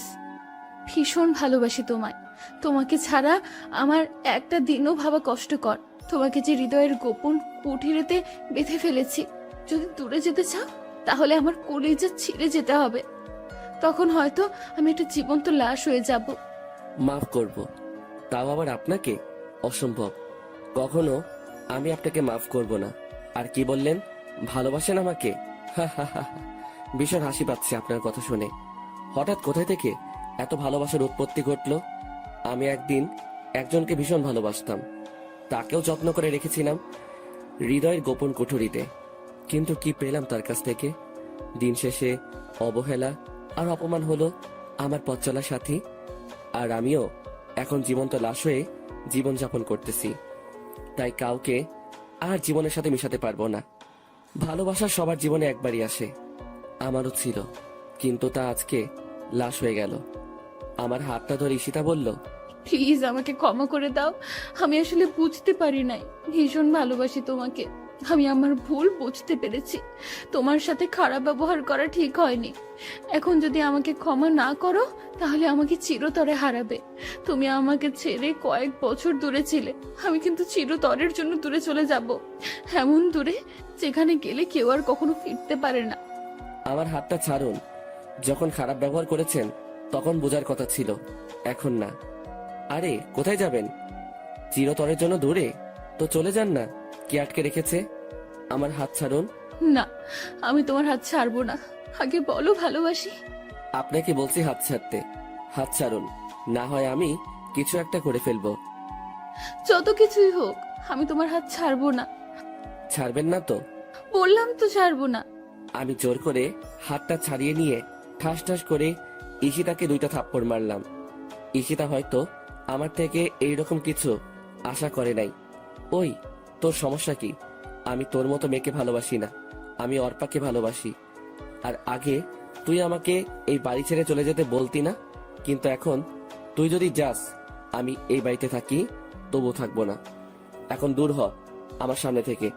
আমার সামনে আসার চেষ্টা করবি না, তখন কিন্তু আরো খারাপ হবে তোর সাথে। যত সব নষ্ট মেয়ে কোথাকার। আমার কথা শুনে মেয়েটা আর এখানে দাঁড়াতে পারলো না, কান্না করতে করতে চলে গেল। এখন আমার নিজেরই কান্না আসতে লাগলো। মেয়েটাকে এইভাবে মারাটা ঠিক হয় নাই। থাপ্পড়টা অনেকটা জোরেই লেগেছে, ঠোঁট কেটে রক্ত বের হতে লাগলো মেয়েটার। কথাগুলো ভাবতেই কান্না চলে এলো। আমি কান্না করতে লাগলাম, সরি ঈশিতা, তোমাকে এইভাবে কষ্ট দিতে চাই নাই, কিন্তু আমারও যে কিছু করার নাই। ভালোবাসার মায়াজালে বন্দি আমি, নিজেকে নিজেই বলতে লাগলাম। তবে মেয়েটা শেষ কথাটা আমাকে বেশি ভাবাচ্ছে। ওকে চিরতরের জন্য হারাতে হবে। তবে কি মেয়েটা ওর নিজের কোনো ক্ষতি করবে না তো? না, এই মেয়েটাকে চোখে চোখে রাখতে হবে, কোনো ক্ষতি হতে দেওয়া যাবে না। আর কোনো কিছু না ভেবে একটু ঘুমাতে চেষ্টা করলাম, ঘুম কিছুতেই আসছে না। কি জানি মেয়েটা কি করতেছে। আমি শোয়া থেকে উঠে ধীরে ধীরে ঈশিতার রুমের দিকে এগোতে লাগলাম। দরজার কাছে এসে ভিতরে তাকিয়ে দেখি মেয়েটা শুয়ে আছে। একটু কাছে গিয়ে মোবাইলের ফ্ল্যাশ লাইটটা জ্বালিয়ে দেখি মেয়েটার চোখ দুটো ফুলে আছে। ওকে দেখেই বুকের ভিতরটায় ঝড় শুরু হয়ে গেল। মনে হয় অনেক কান্না করেছে। মোবাইলের লাইটের আলো চোখে পড়াতে ঈশিতার ঘুমটা ভেঙে গেল। আমাকে দেখেই এক প্রকার জড়িয়ে ধরল। আমি কিছুক্ষণ সময় চুপ করে রইলাম। এরপর বললাম, আমাকে ছাড়েন, এইভাবে জড়িয়ে রেখেছেন কেন? জড়িয়ে ধরে রেখে ঈশিতা বলতে লাগলো, না, ছাড়বো না। ছেড়ে দিলেই আমাকে ছেড়ে অনেক দূরে চলে যাবে, আমি তা কখনো হতে দিব না। ভীষণ ভালোবাসি তোমায়। যদি কখনো দূরে চলে যাও তাহলে আমি সত্যিই মরে যাব। জানো, আজকে তোমার থাপ্পড় দেওয়াতে কষ্ট পাই নাই, কষ্ট পাইছি তোমার কথাগুলোতে। প্লিজ আমাকে মাফ করে দাও, কখনো তোমাকে ভুলতে পারবো না। আর যদি দূরে চলে যাও তাহলে আগে আমাকে শেষ করে দাও, তারপর চলে যাও। সবকিছু ভুলে আমাকে কাছে টেনে নাও। আচ্ছা যাব না, এখন ঘুমাও, শুভরাত্রি। তারপর আমিও ঈশিতার কাছ থেকে নিজেকে ছাড়িয়ে নিয়ে চলে আসলাম। আমার রুমে এসে শুয়ে পড়লাম। ঘুম থেকে উঠে আমি চমকে গেলাম। ঈশিতা আমাকে জড়িয়ে ধরে শুয়ে আছে। মেয়েটার দিকে তাকিয়ে দেখি ঠোঁটের কোণায় এখনো রক্তের দাগ লেগে আছে, আর গালে আছে 5 আঙ্গুলের দাগ। মেয়েটা আজকে ভীষণ মায়াবী লাগছে। অন্যরকম একটা মায়া কাজ করছে ওর মুখে। ওর মায়া ভরা মুখটা আমাকে ওর দিকে টানছে। তবু নিজেকে সামলিয়ে নিয়ে ঈশিতাকে ডাকতে লাগলাম, ঈশিতা, এই ঈশিতা, উঠো, এখানে কেন আসলে? আরে আমাকে ছাড়ো, অনেক বেলা হয়েছে, তাড়াতাড়ি উঠে পড়ো। ঈশিতা উঠে দেখে ও আমার বুকে মাথা দিয়ে শুয়ে আছে। আমাকে দেখে ভীষণ লজ্জা পেল ঈশিতা। আর আমার মুখে তুমি ডাকটা শুনে ঈশিতা অনেকটা বিস্মিত হলো। এরপর আমাকে ছেড়ে ঈশিতা দৌড়ে চলে গেল। এরপর আমি ফ্রেশ হয়ে নাস্তা করতে চলে গেলাম। নিচে ঈশিতা আর অর্পা দুইজন বসে গল্প করছে। আমি গিয়ে তাদের সাথে বসে পড়লাম আড্ডাতে। অনেক মজা হয়েছে, তবে ঈশিতাকে আজকে ভীষণ খুশি দেখাচ্ছে। মেয়েরা বেশি কিছু চায় না, শুধু নিজের ভালোবাসার মানুষটির কাছ থেকে একটু ভালোবাসা পেলেই তা তাদের জন্য যথেষ্ট। ঈশিতাও তার ব্যতিক্রম নয়। ঈশিতা কেন এত খুশি তা তো আমি জানি। এরপর সবাই মিলে নাস্তা করে নিলাম। নাস্তা শেষ করে আমি রুমে চলে আসলাম। অফিসে যাব তাই রেডি হতে লাগলাম। হঠাৎ করেই অর্পা আমার রুমে এলো। কিছু বলবে নাকি অর্পা? আমি অফিসে যাব, কিছু প্রয়োজন হলে বলো। না, আমার কিচ্ছুর প্রয়োজন নেই।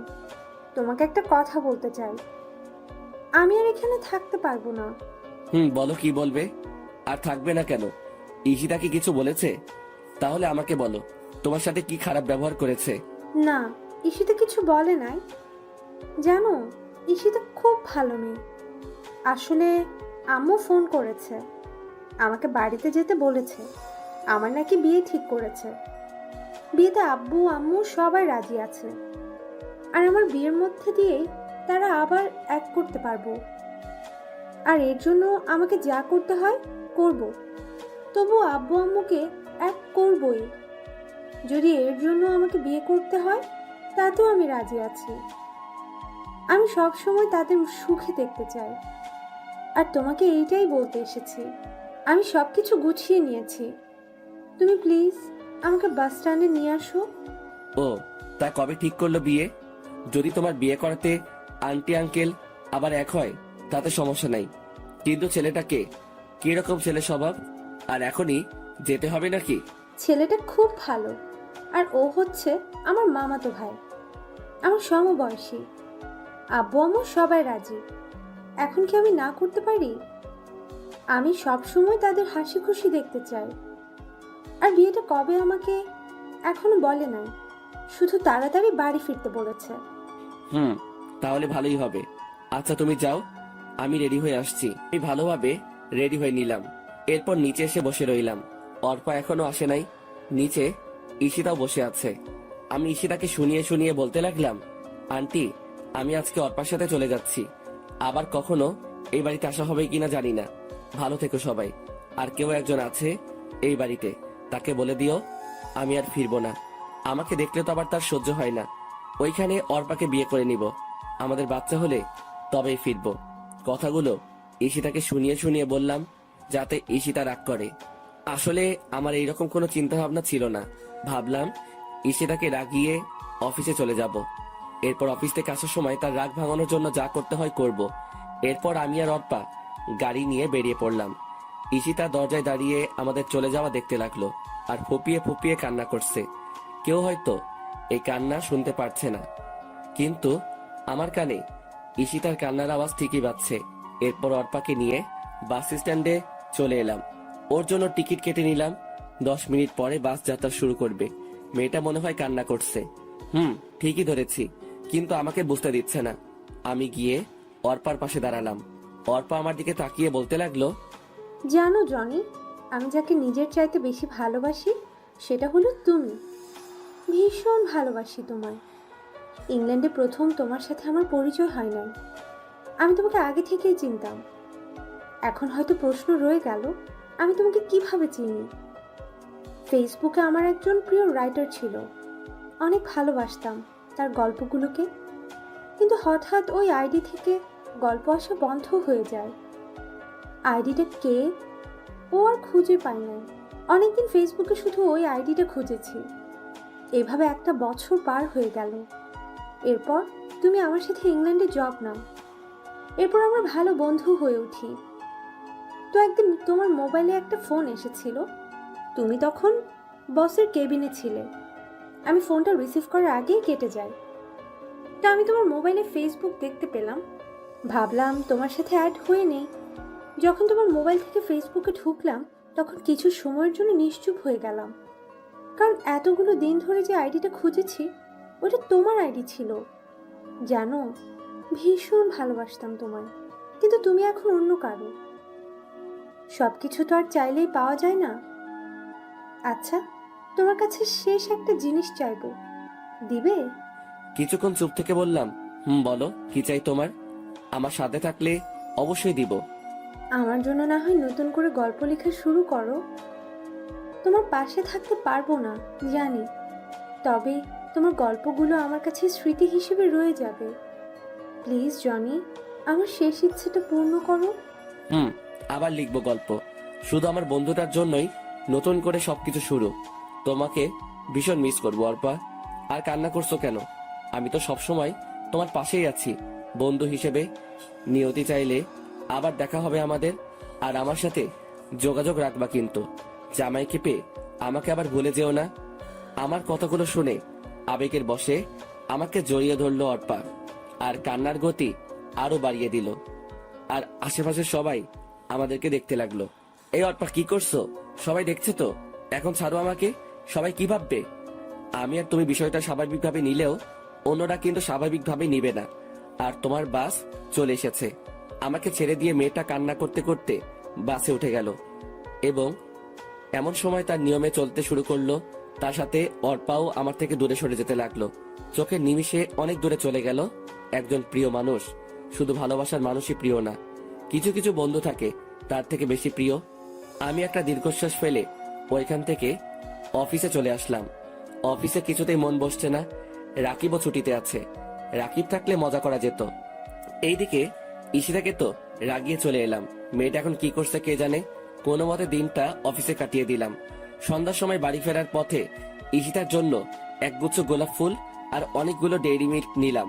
গোলাপ আর চকলেট ঈশিতার অনেক প্রিয়, তাই রাগ ভাঙানোর জন্য এইগুলো নিয়ে নিলাম। এরপর আমি বাসায় চলে এলাম, কিন্তু অবাক করার বিষয় পুরো বাড়ি অন্ধকার। তাই আমি ধীরে ধীরে বাড়িতে ঢুকলাম। এরপর ঘরের বাতিগুলো চালু করলাম। কি ব্যাপার, বাড়িতে কাউকে দেখতে পাচ্ছি না। কোথায় গেল সবাই? আন্টি আঙ্কেলের রুমে গিয়ে তারা নেই, তাই আমি ঈশিতার রুমে গেলাম। রুমটা অন্ধকারে ছেয়ে আছে। এই অন্ধকার যেন আমাকে কিছু একটার ইঙ্গিত দিচ্ছে। আমি ঈশিতার রুমের বাতি দিলাম, কিন্তু ঈশিতাকেও দেখতে পাচ্ছি না। আজকে হলোটা কি? সবাই কোথায় গেল? হঠাৎ আমার চোখ গেল ঈশিতার রুমের টেবিলের উপরে রাখা একটা কাগজে। কিছু একটা লেখা আছে মনে হচ্ছে। আমি কাগজটা হাতে নিয়ে পড়া শুরু করলাম। প্রিয় জনি, চিঠিটা যখন পাবে তখন হয়তো আমি চলে যাব অনেক দূরে। এখন আর কেউ তোমার ভালোবাসা পাওয়ার জন্য বসে থাকবে না, কেউ আর তোমাকে ডিস্টার্ব করবে না। একটা কথা কি জানো, কথায় আছে মানুষ দাঁত থাকতে দাঁতের মর্ম বোঝে না। ঠিক তেমনি তুমি থাকতে তোমার ভালোবাসা আমি উপলব্ধি করতে পারি নাই। জানো, যখন তুমি একা বাড়ি ছেড়ে চলে গেছো তখন তেমন কষ্ট পাই নাই। কষ্ট পাইছি যখন তুমি আমাকে শুনিয়ে শুনিয়ে অর্পার সাথে চলে যাওয়ার কথা বলছো। জানো, এই দিনটাই আমার জীবনের সবচেয়ে খারাপ দিন ছিল। তোমাকে অবহেলা করতে গিয়ে কখন যে ভালোবেসে ফেলেছি নিজের অজান্তে, তা ঠিক আমি নিজেই জানি না। এখন তুমি হয়তো ভাববে যে মেয়েটা তোমাকে এত অবহেলা আর অপমান করতো, সে আবার ভালোবাসে কিভাবে।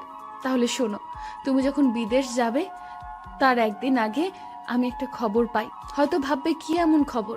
আসলে ওই দিন যে আমি পার্টিতে ড্রিঙ্ক করে মাতাল হয়ে যাওয়াতে যে ছেলেটা আমার দুর্বলতার সুযোগ নিতে চেয়েছিল, তার সাথেই আমার পথে দেখা হয়। মনে আছে তোমার? আমি ঠিক ওই 4 বছর আগের কথা বলছি। তখন আমি ছেলেটার থেকে সব সত্যি জানতে পারি, আর আমার জন্যই তুমি আমার ইচ্ছেটা পূরণ করলে। আসলে আমি খুঁড়ের মধ্যে থাকায় কিছুই বুঝতে পারি নাই। আমি ভাবলাম তুমি আমার সাথে মিথ্যে কথা বলে আমার সবকিছু কেড়ে নিতে চেয়েছো। এরপর যখন তুমি বাড়ি ছেড়ে চলে যাও, ওই দিন তেমন কষ্ট পাই নাই, কারণ তখন তুমি কোনো মেয়ের সাথে চলে যাচ্ছ না। কিন্তু আজকে অনেক কষ্ট পাইছি। আজকে তো অর্পার সাথে চলে যাচ্ছ। এখন হয়তো ভাববে এত কথা বলার মানেটা কি। একটা মানে অবশ্যই আছে, আর তা হলো আমি তোমার থেকে চলে যাচ্ছি অনেক দূরে। আমি বিষ খেয়েছি। এই দেখো, একদম কান্না করবে না। অর্পা মেয়েটা খুব ভালো, তোমার ভালো খেয়াল রাখতে পারবে। আমাকে যদি ভালোবেসে থাকো তাহলে কখনো নিজেকে কষ্ট দেবে না, সব সময় হাসি খুশি থাকার চেষ্টা করবে, আব্বু আম্মুর খেয়াল রাখবে আর নিজের প্রতি যত্ন নেবে। ইতি, তোমার ঈশিতা। চিঠিটা পড়ার পর যেন একটা ঘোরের মাঝে ছিলাম। সবকিছু যেন মাথার উপর দিয়ে চলে গেল। চোখ থেকে টপ টপ পানি ঝরতে লাগলো। চোখের পানিগুলো চিঠিতে পড়াতে চিঠিটা ভিজে ছিঁড়ে গেল। আমি বসে পড়লাম খাটে। সবকিছু এখনো জল্পনা। সবকিছু এখনো কল্পনা মনে হচ্ছে। মনে হয় আমি স্বপ্ন দেখছি। কেন এমন করলি ঈশিতা? এতগুলো দিন অপেক্ষা করলে আমার জন্য, আর শুধু আজকের দিনটা